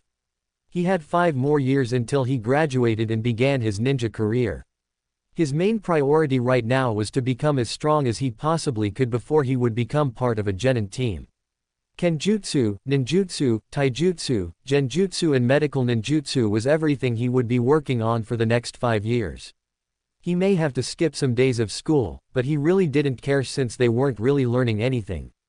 Chapter 3. 6 years have gone by and Naruto has grown to an acceptable level. He was a mid-chunin level ninja with some field experience thanks to him constantly having to fight off Danzo's root Anbu that he sent after him. Naruto was thankful for them attacking and trying to capture him because it helped him hone his skills. He was so thankful that he sent Danzo a thank you letter in the mail, which was written on the back of an explosive tag. He trained exactly how his mother trained him and even added more to the regime thanks to Anko and Kurenai giving him some tips. He was an all-around shinobi having trained in every aspect of being a ninja and didn't finish anything until he had it down completely. Natsumi called him a perfectionist, but Naruto told her that he didn't want to make any mistakes in battle. His ninjutsu was high level thanks to him increasing his arsenal, but he didn't learn anything higher than AC rank jutsu. His lightning ninjutsu was his best since that was his strongest affinity and he learned to shorten the hand signs for his lighting jutsus. He learned lightning beast, lightning ball, lightning fish, electromagnetic murder and thunderclap arrow. His water affinity was strong, but he wanted to be able to grab water from the air like Tobirama Senju and he would work on that all the time. Water style, raging waves, water style, liquid bullets, water clone jutsu, water style, raging rapids and water style, water wall were all the water jutsus he's learned so far. His fire affinity was good, but it would always be his weakest affinity since he had a strong affinity to water. Fire style, fireball jutsu, fire style, phoenix flower jutsu and fire style, dragon flame jutsu were all the fire jutsus he knew. His taijutsu was about low to mid chunin level which was good for him at his age. He never worried about not being good enough since he knew he could always improve. His fighting style revolves around using pressure point attacks to damage his opponent's vital points, and he was a completely physical fighter. Adding that with his Sharingan's ability to slow down his opponent so he can see their moves and it would be a deadly combination as he got stronger. His speed was low jonin level thanks to the resistance seals he wore. He took them off once a year and ran around the village to get used to his speed. That turned out to be the wrong thing for him because every time he ran, an eccentric jonin he learned to know was Might Guy, would always catch up to him going on about the springtime of youth and after a while Naruto started to ignore him. His genjutsu was arguably the best in the village thanks to his Sharingan, but he learned a few that worked without his Sharingan as he was keeping it a secret. His Fuinjutsu skills were good as well since he reached level 5 on his own which impressed Hiruzen. His medical ninjutsu was good, but he could use some work on it and the nurses in Konoha were useless since they barely knew what they were doing. He learned the mystic palm jutsu, medical water jellyfish and water mosquito. His kenjutsu skills were low chunin level as Anko and Kurenai introduced him to their friend Yugao who was a kenjutsu specialist. They were shocked when Naruto said he knew she was a member of the Anbu Black Ops and when they asked how he knew, he simply told them that she's the only person other than Anko with purple hair in the village. His Mangekyō was never used again after the first time against the Anbu since he wanted to focus on his other skills and not become too reliant on the Mangekyō. He read the tablet again and confirmed his suspicions that it was being tampered with because his ability was now on there. His ability was called a Menetejikara which allowed him to shift himself between spaces, causing anything currently occupying the space he targets to swap places with him. He didn't know who was tampering with the tag, but it must have been somebody able to sneak into Konoha unnoticed. Over the years he became friends with Ino Yamanaka, who was one of Sasuke's fangirls, but she was pretty smart. She cared more about her looks than her skills, but that changed when Natsumi embarrassed her in a spar they had. She went home after then and had her father teach her some of their clan jutsus. Naruto recommended that she learn something else as well, but she said she'd wait for her Jonin instructor to teach her something. She still had her fangirl moments, but she was a good friend to Naruto. Natsumi was still the same except she grew taller. Her skills were at a mid-genin level and she always tried to push herself too hard to reach Naruto's level, but he explained that she should work at her own pace and rest was important. She knew the shadow clone jutsu and like Naruto she learned it with ease. However, during the academy she kept trying to do the clone jutsu as she would get teased and bullied for not being able to do the simplest jutsu. Her classmates nicknamed her Tomato thanks to her red hair and she turned into a menace whenever somebody called her that. Teachers started to call her the second coming of the red-hot habanero and they were terrified of her. The only person able to calm her down when she went on a rampage was Naruto, but he barely showed up to the academy. His attendance caused him to be at the bottom of the class, but he didn't care.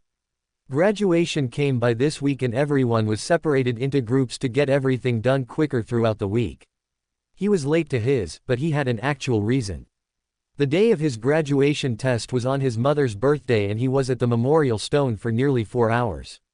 He was excused by Iruka since he learned from Natsumi that Naruto's mother died when Iruka noticed he would never come to school at all on a specific day every year.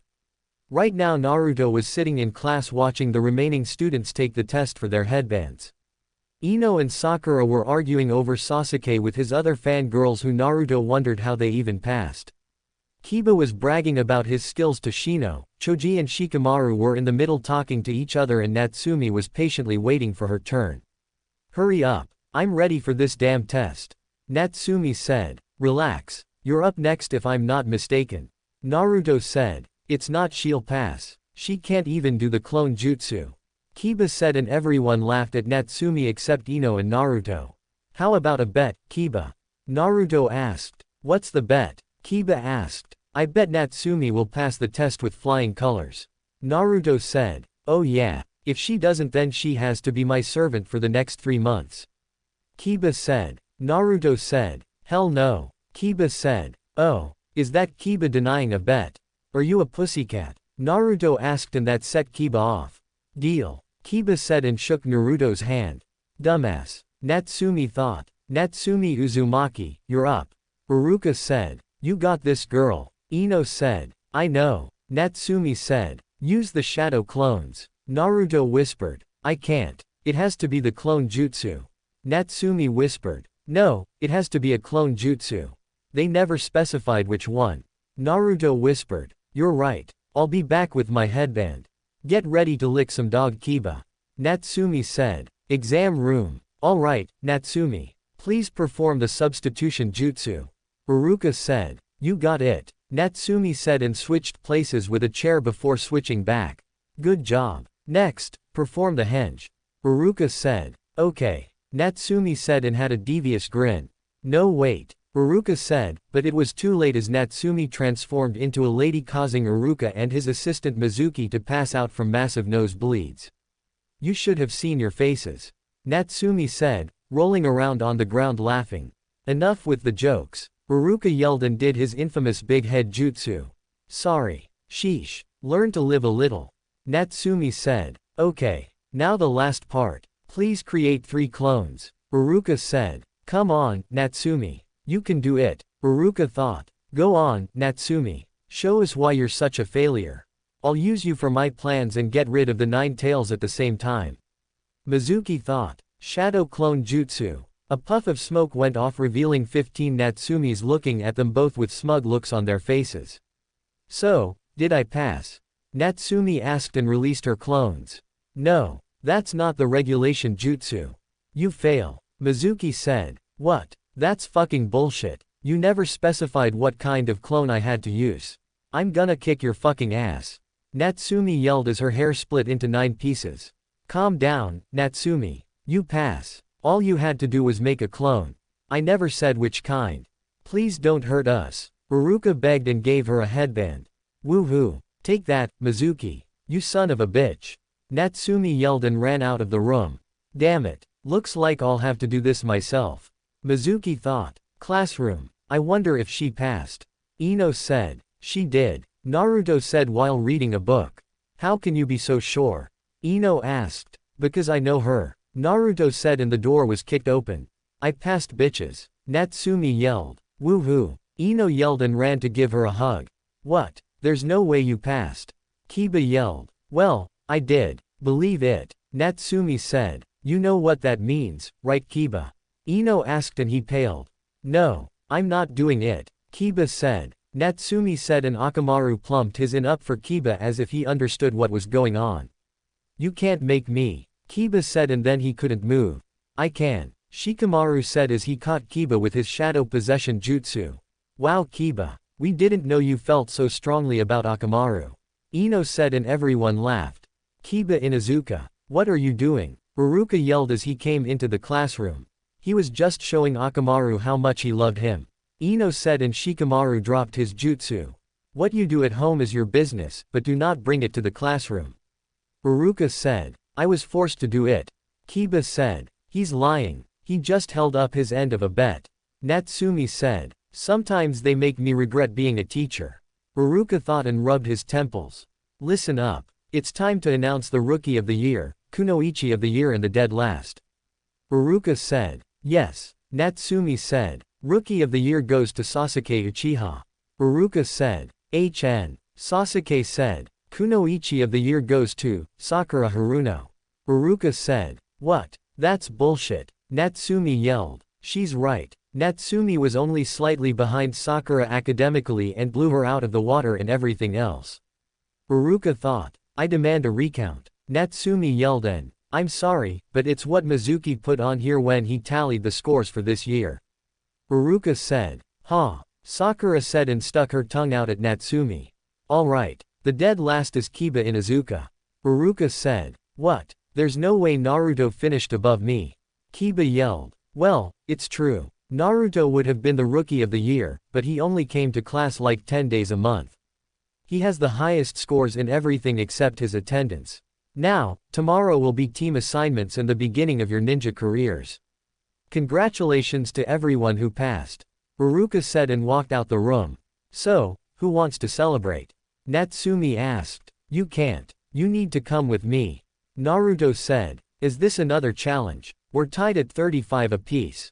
Natsumi said. No. It's something even better than that. Just come with me. Naruto said and they left.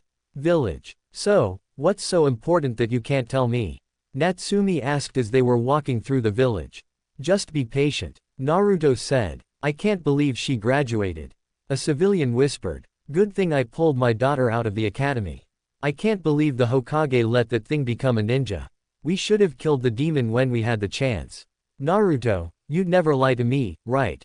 Natsumi asked. Of course not. Why? Naruto asked. So, if I were to ask you a question, you'd answer it honestly. Natsumi asked. Of course. Naruto said. Do you know why people keep calling me a demon and treating me like I'm a contagious disease? Natsumi asked. Yes. Naruto said. Can you please tell me why? Natsumi asked. I wish I could, but the old man wants to tell you. Just hear him out before you say anything. Naruto said. Why can't you tell me now? Natsumi asked. Because it's an S-ranked secret. Naruto said as they reached the Hokage Tower. I never knew that hating somebody is a secret. Natsumi said and they walked in the office. Yo, old man, we're here. Naruto said. Do you believe in knocking? Hiruzen asked. Only on Anko and Kurenai's doors. Naruto said. I see. So, what brings you here today? Hiruzen asked. He said you have something to tell me. Natsumi said. She's ready. Naruto said and Hiruzen sealed the room. Have a seat, Natsumi. Hiruzen said. Ask anything you want. Naruto said. Why do the villagers hate me? Natsumi asked. Tell me, what do you know about the Nine Tails attack?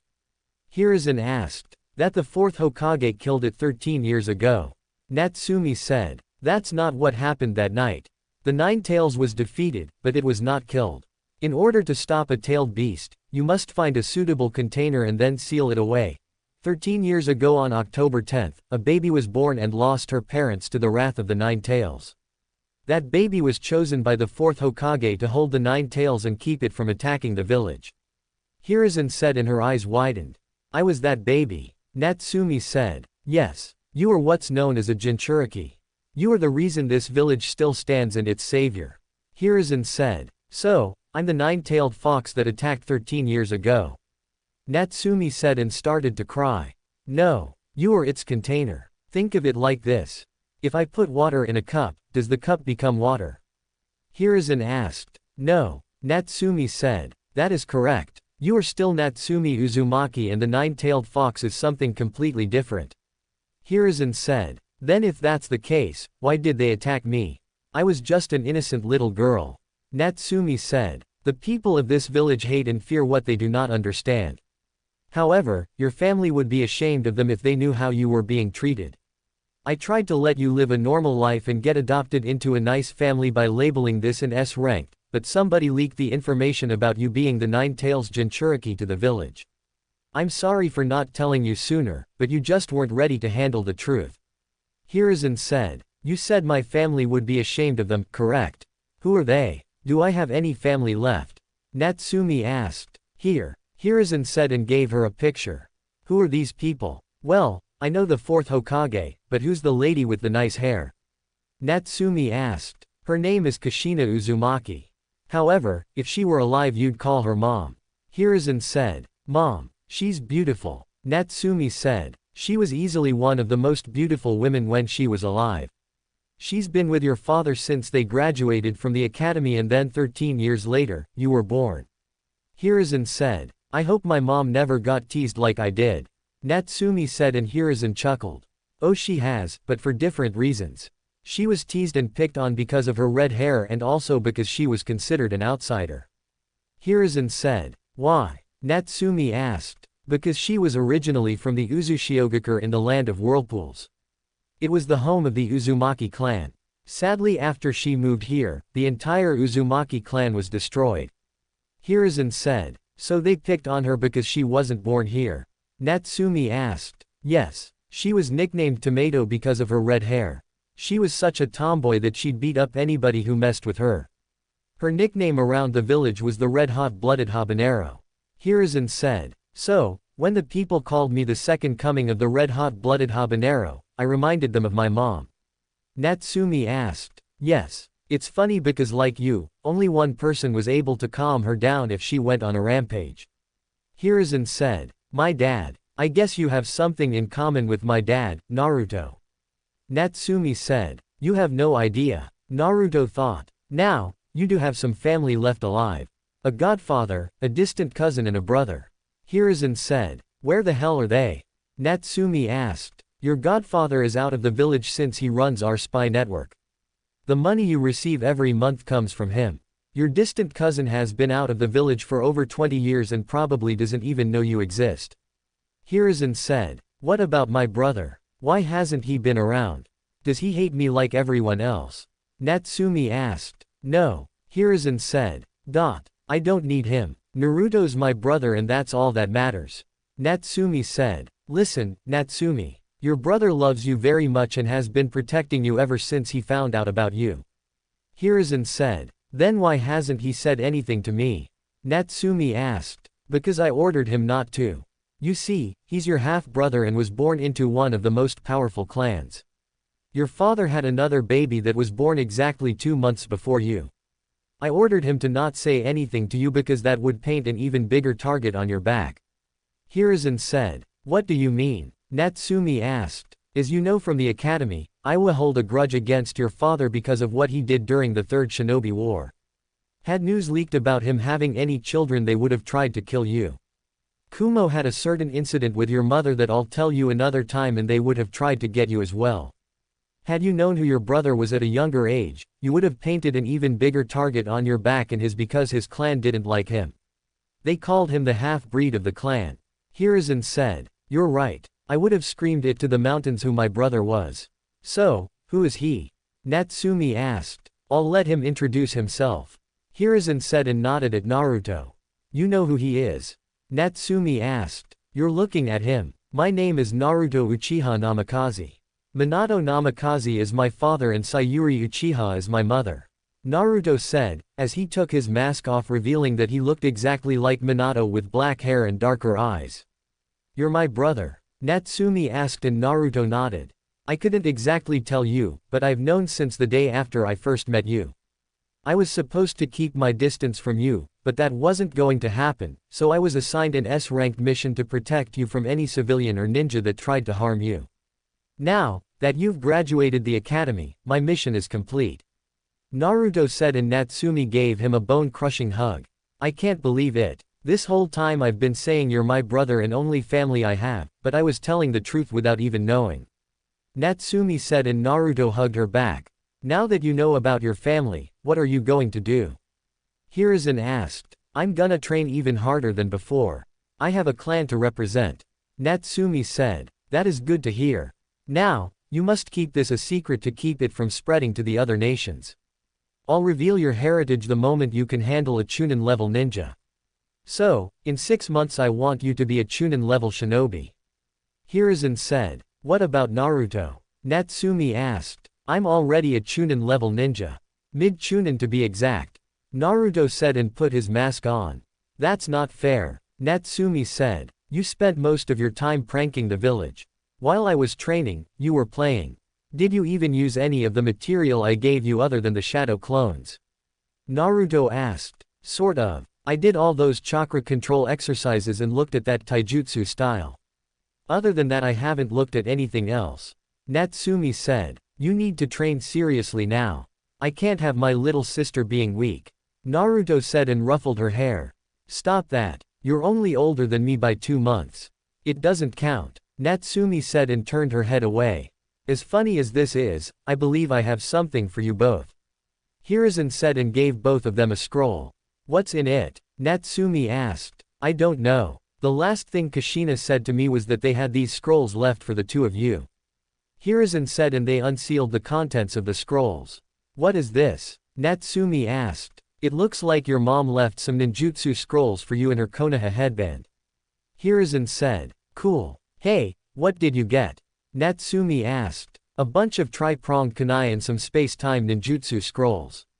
Naruto said. Well, it seems the two of you have some work to do.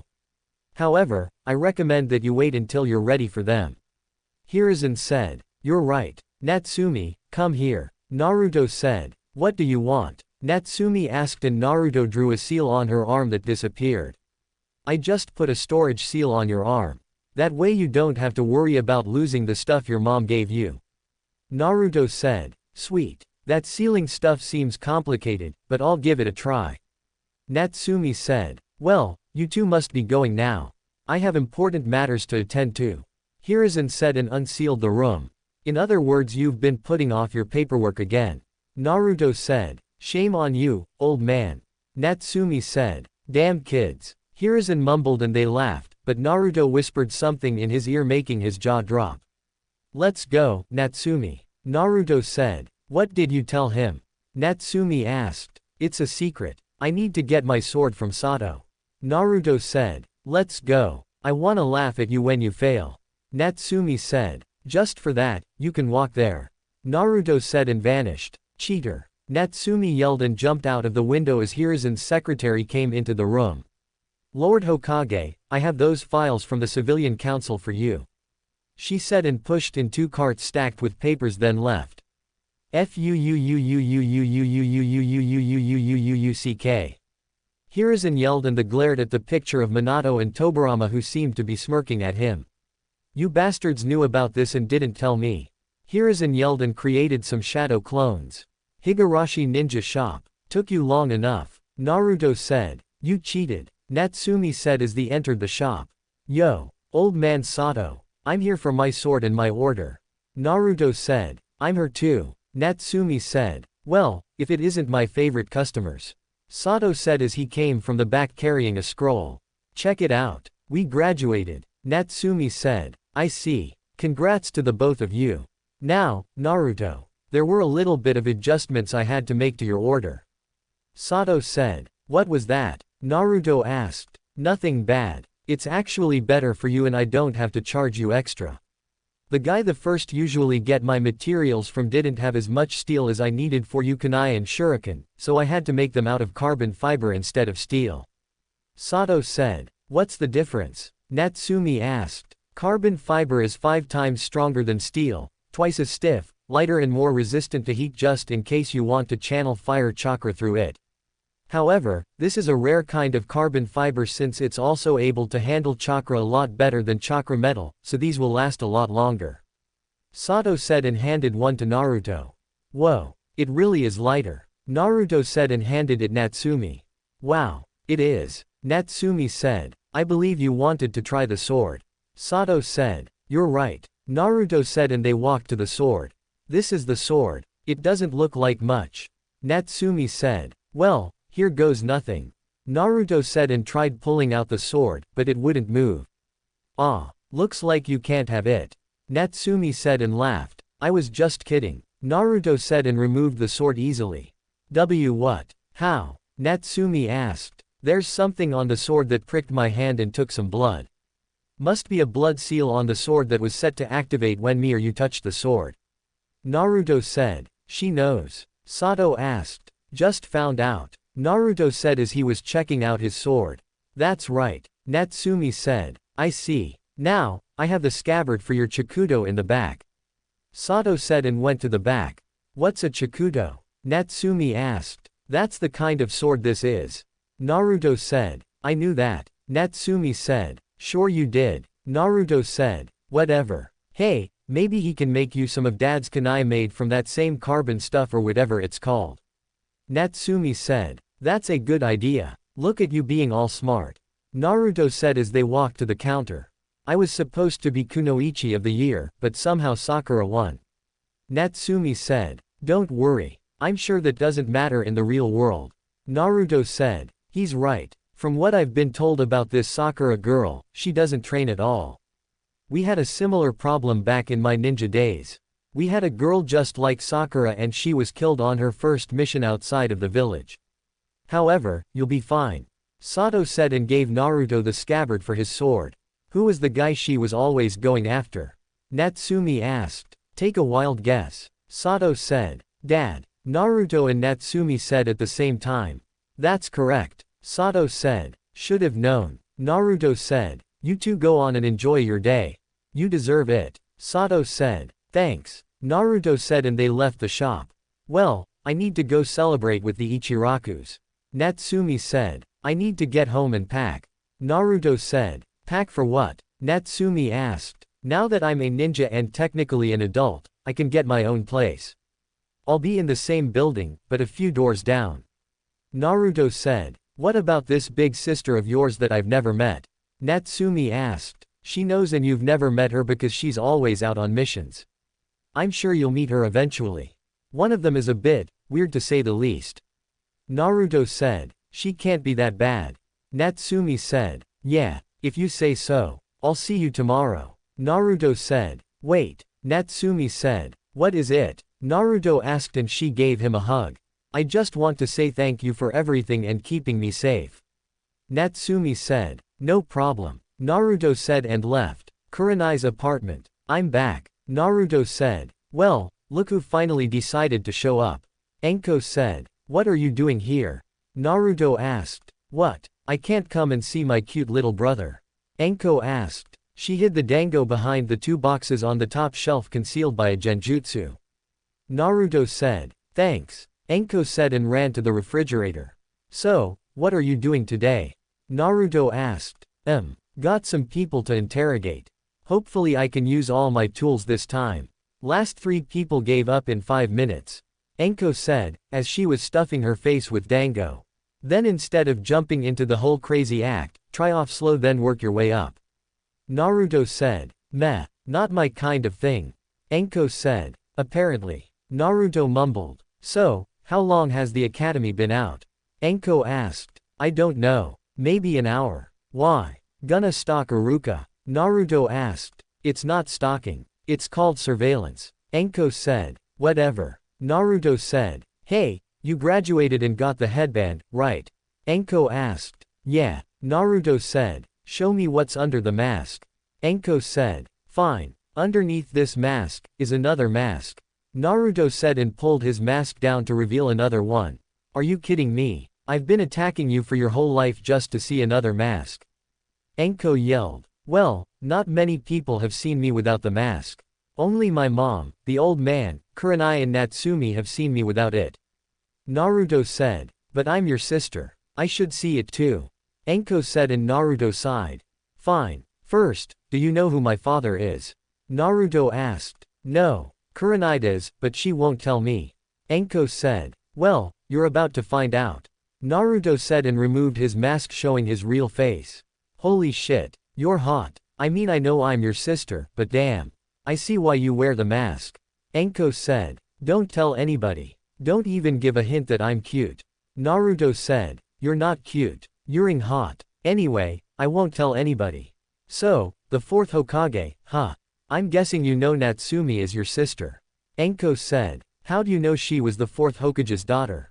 Naruto asked. Please. A redhead girl with blue eyes, a heavy ramen addiction, a habit of screaming about becoming Hokage, a temper that scares adults and hair splitting into 9 pieces when she's angry.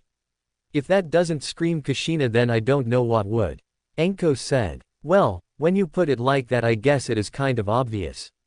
Naruto said. I can't wait to meet her and mess with her. Enko said. That is something I don't mind waiting for. Anyway, when will Kurenai get back? Naruto asked. She should be back by tonight. Why? Enko asked. Well, I'm moving out today. My apartment is down the hall and I wanted to let her know which one it is. Naruto said. That is right. Why are you moving out again? Enko asked. Other than the fact that I'm technically an adult. Well, Kurenai and Asuma don't know what a silencing seal is and I get tired of hearing you drunk crying over Iruka whenever he looks at another girl for 5 seconds. I just need my own space and I've seen you drunk passed out on the couch way too many times. Naruto said. I didn't see you complaining. Enko said. You threw a kunai at my head. I didn't have time to complain. I was too busy trying to live. Naruto said. Sorry about that. Enko said. Why don't you stay at your own place anyway? Naruto asked. It gets lonely sometimes and I know Kurenai doesn't mind if I crash here. Enko said. What about Yugao? Naruto asked. No. Hayate coughs too damn much for me. Enko said. Well, maybe you should just ask Iruka out on a date. Naruto said. Why the hell would I do that? Enko asked. Because you love him. It's just as simple, will you go out with me? Drop the crazy chick act for once and be a lady. Naruto said. What if he rejects me? Enko asked as she slumped into the couch. Then I'll buy you a year's supply of dango and red bean soup. Naruto said. Deal. Enko said and vanished. Next day. As of today, everyone in this classroom is now considered a ninja. What comes next will be far more difficult. You're only a genin, first level ninja. All the genin would usually be grouped into 3-man squads, but since we have an odd number of students that graduated, one team will have 4 genin. Each squad will be led by a junin. Any questions before I call out the teams? Iruka asked. Where's Mizuki-sensei? Sakura asked. Unfortunately, Mizuki will not be part of the academy anymore. He's being sent to a different division. Iruka said. More like prison. Why would he try to steal the forbidden scroll? Iruka thought. Well, someone's going to be in Sasuke's group. I wonder who. Ino said. I don't know. Sakura said and glared at Ino. A group. That'll only slow me down. Sasuke thought. Let's see. My ideal team would be me, Naruto and maybe Ino. I mean we all get along. As long as Sakura isn't on my team, I'll be fine I guess. Natsumi thought and missed the first 6 squads that were announced. Squad 7. Natsumi Uzumaki, Sakura Haruno, Sasuke Uchiha and Naruto Uchiha. Iruka said. Damn it. Why's she on my team? She's useless. Natsumi thought. I won't be on Naruto's team. Hinata thought. Next, Squad 8. Hinata Hyuga, Kiba Inuzuka and Shino Aburame. Iruka said. Woohoo. Oh yeah, I've got the best squad. Kiba said. How did Sakura get in Sasuke's group? Ino asked. I don't get it. What do you see in a guy like that? He's not so special. Shikamaru said. You are so beyond clueless, Shikamaru. Don't you get it? Ino asked. Enough. Squad 10. Ino Yamanaka, Shikamaru Nara and Choji Akamichi. Those are all the squads. You have an hour to do as you want until your team Jonin shows up. Try to be back in 45 minutes. Iruka said and left. Hey, Naruto. Wanna try some of my lunch my mom prepared for me? Ino asked. Today's the day I see what he's hiding under that mask. Ino thought. He's already gone. Natsumi said. When did he leave? Ino asked. As soon as our team was announced. Natsumi said. Damn it. He will show me what's under his mask. Ino said. Why do you want to see what's under his mask so badly? He's probably ugly. Sakura said. I can tell you right now that he's not ugly. Natsumi said. How do you know? Sakura asked. He showed me what he looks like underneath it. He looks better than Sasuke, that's for sure. Natsumi said. You take that back. Sakura yelled. Can you stop yelling? Your voice is annoying. Natsumi said. Your face is annoying. Sakura said. I look better than you. You big four-headed freak. Natsumi said. You take that back. Sakura yelled. Make me. Natsumi yelled. Sakura jumped at Natsumi with the intent to hit her, but she slipped off the desk and was headed towards Natsumi face first. Natsumi smirked and then used the substitution jutsu on an unsuspecting Kiba, causing everyone to gasp. Kiba was on the floor with Sakura on top of him and they were kissing. However, Kiba was in the better position if you asked him because of the placement of his hand which was on one of Sakura's. Sakura got over her shock and screamed at the top of her lungs. Kiba, you pervert. Sakura yelled and started to beat him up. Wow, Sakura. I didn't know you liked Kiba. Natsumi said. Shut up. Sakura yelled. Hokage office. Well, there goes Natsumi. She's always causing trouble. Hiruzen said. Looks like you've got your hands full, Kakashi. Luckily you have Naruto on your team to keep her calm. Asuma said. Is that the most promising student, Sasuke Uchiha? A Jonin asked. Yes. Hiruzen said. He's one of the 2 survivors from the Uchiha clan. Kurenai said. That's right. However, I don't believe he's the most promising student in the class. Hiruzen said. What makes you say that? He's naturally gifted and is the rookie of the year. A Jonin said. That may be true, but there's another in that class who could have easily taken that title if he actually showed up to class. Hiruzen said. Naruto. Kurenai said. The half-breed. A Jonin asked. She's telling the truth. He trains non-stop and the only time he's not training is when he wants to take a break for a few days. Asuma said. I'm guessing the days he wasn't training were the days he decided to go to the academy. A Jonin said. That is correct. However, he was always late to class.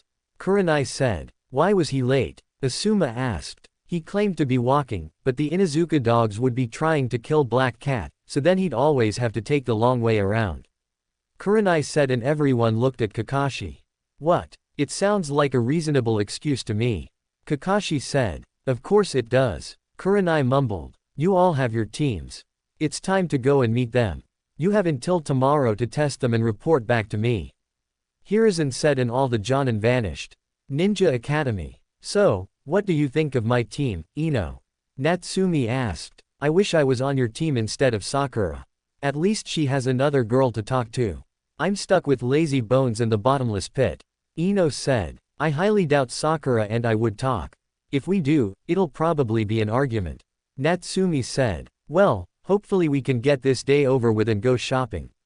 Ino said. Shopping for what? I'm already stocked up on ninja supplies. Natsumi said. For cute dresses and stuff. Sure, we're ninja, but we have time off. I'm sure we'll get to go out and have fun. Ino said. I guess you're right. Hey, Hinata, do you want to come with us? I'm sure you can find something to impress Naruto. Natsumi said and Hinata blushed. I don't know what you mean. Hinata said and started to poke her fingers together. Why would any girl want to date him?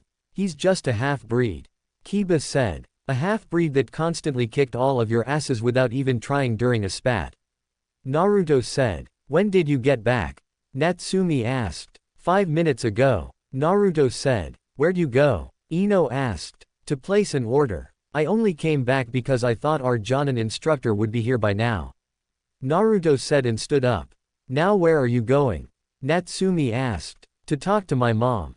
Naruto said. Oh. Natsumi said. You shouldn't leave. Our sensei could be here any minute. Sakura said. I'm sure my reputation has already gotten around. Whoever it is should expect me to be late. Naruto said and left. Natsumi, how long has it been since his mom died? Ino asked. She died right before the Uchiha massacre. Naruto only survived because he isolated himself from everybody. Natsumi said. How'd she die? Ino asked. From what I know, she had a disease that none of our doctors could cure. All they figured out was that it wasn't contagious. She died right in his arms. Natsumi said. That's so sad. I don't know what I'd do if I lost any of my parents. Ino said, and then the door opened as two people came in the room. Who are you two? Natsumi asked. I'm Kurenai Yuhi. Team 8, come with me. Kurenai said. Wow. Our Jonin instructor is such a babe. Kiba said as they were walking out the door. Guess I'll have to beat that pervertedness out of him. Kurenai thought. I'll see you later, Asuma. Kurenai said. Yeah, I'm Asuma Sarutobi. Team 10, come with me. Asuma said. Finally. I'll see you later, Natsumi. Ino said as they left the room. Bye. Now, where's our Jonin sensei? Natsumi asked. 3 hours later. Gah, he's late. Natsumi said. Natsumi, just sit down. Sakura said. I don't want to. How come our teacher's the only one that's late? Natsumi asked. You aren't this upset when Naruto's late. Sakura said. Well, of course not. He's known for being late, but our Jonin instructor should have been here. Natsumi said and grabbed an eraser before propping it up in the door. Hey, what are you doing? Sakura asked. That's what he gets for coming late.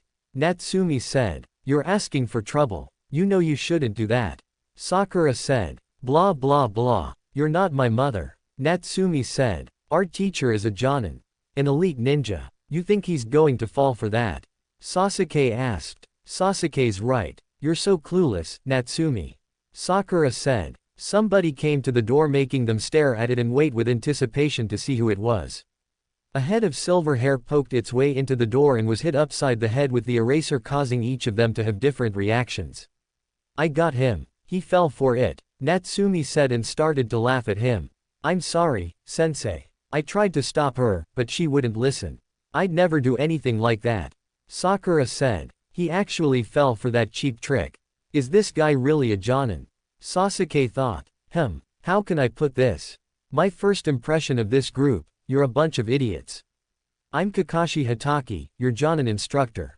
Meet me on the roof in 2 minutes. Kakashi said. What about Naruto? He's not here yet. Sakura said. He's on the roof already. Kakashi said. Rooftop. Alright. Introduce yourselves one at a time. Kakashi said. Introduce ourselves. What are we supposed to say? Sakura asked. Things you like. Things you hate. Dreams for the future. Your hobbies. Things like that. Kakashi said. How about you go first? We already know each other, but we don't know you. Natsumi said. Me. I'm Kakashi Hatake. Things I like and things I hate. I don't feel like telling you that. My dreams for the future. Never really thought about it. I have lots of hobbies. Kakashi said. All he really told us was his name. Sakura said. Okay. Your turn. You on the right. You're first. Kakashi said. I'm Natsumi Uzumaki. What I like is my brother, ramen, training, my red hair and pranking people. My dislikes are perverts, rapists, dickheads, douchebags, Kiba, people who call me tomato and people who can't tell the difference between water and the cup it's in. My hobbies are pranking and training. My dream for the future is to become Hokage. Natsumi said. She's different from what I expected. Kakashi thought. Next. Kakashi said. I'm Sakura Haruno. What I like. I mean the person I like is. My hobby is. My dream for the future is. Sakura said and let out a squeal. What do you hate? Kakashi asked. Natsumi. Sakura yelled. Kiss my ass, Pinky. Natsumi yelled. Girls her age are more interested in boys than ninja training. Kakashi thought. Alright, next up. Kakashi said. My name is Sasuke Uchiha. I hate a lot of things and I don't particularly like anything. What I have is not a dream because I will make it a reality. I'm going to restore my clan and destroy a certain someone. Sasuke said. Sheesh. Lighten up a bit. Natsumi thought. Sasuke is so hot. Sakura thought. Just as I thought. Kakashi thought. Alright. Last one. Kakashi said. My name is Naruto Uchiha. My likes, I have a few of them. Dislikes, well, everything I dislike is dead except for a certain root problem and tyrants. My dream for the future. I guess get married and start a family. Naruto said. So, you want to restore the Uchiha clan as well? Kakashi said. I just said everything I dislike is dead. Why would I want to restore that clan? My family may have the Sharingan, but we won't be associated with the Uchiha clan. I plan on taking my father's name soon and dropping the Uchiha name for good. Naruto said. What did you say, you pathetic half-breed? Sasuke asked. You heard me. Why should I care about the Uchiha clan when they didn't give a damn about me? Isolating me and my mother just because she was a part of the clan's fetish for keeping it in the family. The only other clan that is okay with incest is the Hyuga clan. Naruto said, and Sasuke tried to attack him, but Naruto countered and pinned him to the ground. Let go of me. Nobody will disrespect the Uchiha clan as long as I'm around. Sasuke said. Look at you. Weak and pathetic. The so-called prodigy of the Uchiha clan. A name that was given to you by ninja and civilians who kiss you to feed your ego. You're nothing compared to me, and don't forget it. Look at you, squirming underneath my foot. Pathetic. You're lucky Makoto is your mother, or I would have killed you and sent you to live with the rest of that pathetic clan. This is your only warning. Naruto said and released Sasuke. What the hell was that? He's never acted like this before. Natsumi thought. How dare he touch Sasuke like that? Sakura thought. Maybe it was a bad idea putting them on the same team. Kakashi thought. Alright. Well, each of you are unique and have your own ideas. We'll have our first mission tomorrow. Kakashi said. What kind of mission? Natsumi asked. It's a task that the 5 of us will do together. Kakashi said. What is it? Natsumi asked. A survival exercise. Kakashi said. Huh, survival exercise. Natsumi asked. I thought we were supposed to have a real mission, not more practice. We already did this stuff in the academy. Sakura said. You and Ino both failed that part of the academy. Natsumi said. Shut up. Sakura yelled. Bite me. Natsumi yelled and they glared at each other. This is not like your previous training. Kakashi said. Then what kind of training is it? Natsumi asked. If I tell you, then you're not going to like it. Kakashi said. Tell us. Natsumi said. Fine. Usually out of the 27 graduates, but this year it's 28. Usually only 9 will be accepted as a genin, however thanks to the odd number of graduates this year, it'll be 10 that will be accepted as a genin. The other 18 will be weeded out and sent back to the academy. This is a make-or-break-it pass-fail test, and the chance that you'll fail is nearly 70%. See, didn't I tell you that you wouldn't like it? Kakashi asked. That's complete bullshit. What the hell was the point of us graduating? Natsumi asked. Sheesh. The mouth of this girl. Kakashi thought. That was just to select candidates who may or may not become genin. That's how it is. I decide whether you pass or fail. Meet me at Training Ground 7 at 5 AM and bring your ninja gear. Kakashi said. Well, I'm not gonna fail this test. My mom and dad would be so disappointed in me. That and I have to become Hokage. Natsumi thought. If I fail, I'll be separated from Sasuke. This is a trial of love. Sakura thought. That's it. You're dismissed. Oh, and don't eat breakfast or else you'll puke. Kakashi said and went up in smoke. Hey, Sasuke. Maybe we should train together. Sakura said and Sasuke just walked away. Want to train with us, Sakura? Natsumi asked. If you're gonna be there then no. Sasuke, wait up. Sakura said and ran off. Stupid fangirl. Ready to train? Natsumi asked. Sure. Naruto said. Oh, and I've got this kick secret technique that boosts my speed and power. I've got to show you. Natsumi said. Let's go then. Naruto said and grabbed her shoulder then vanished.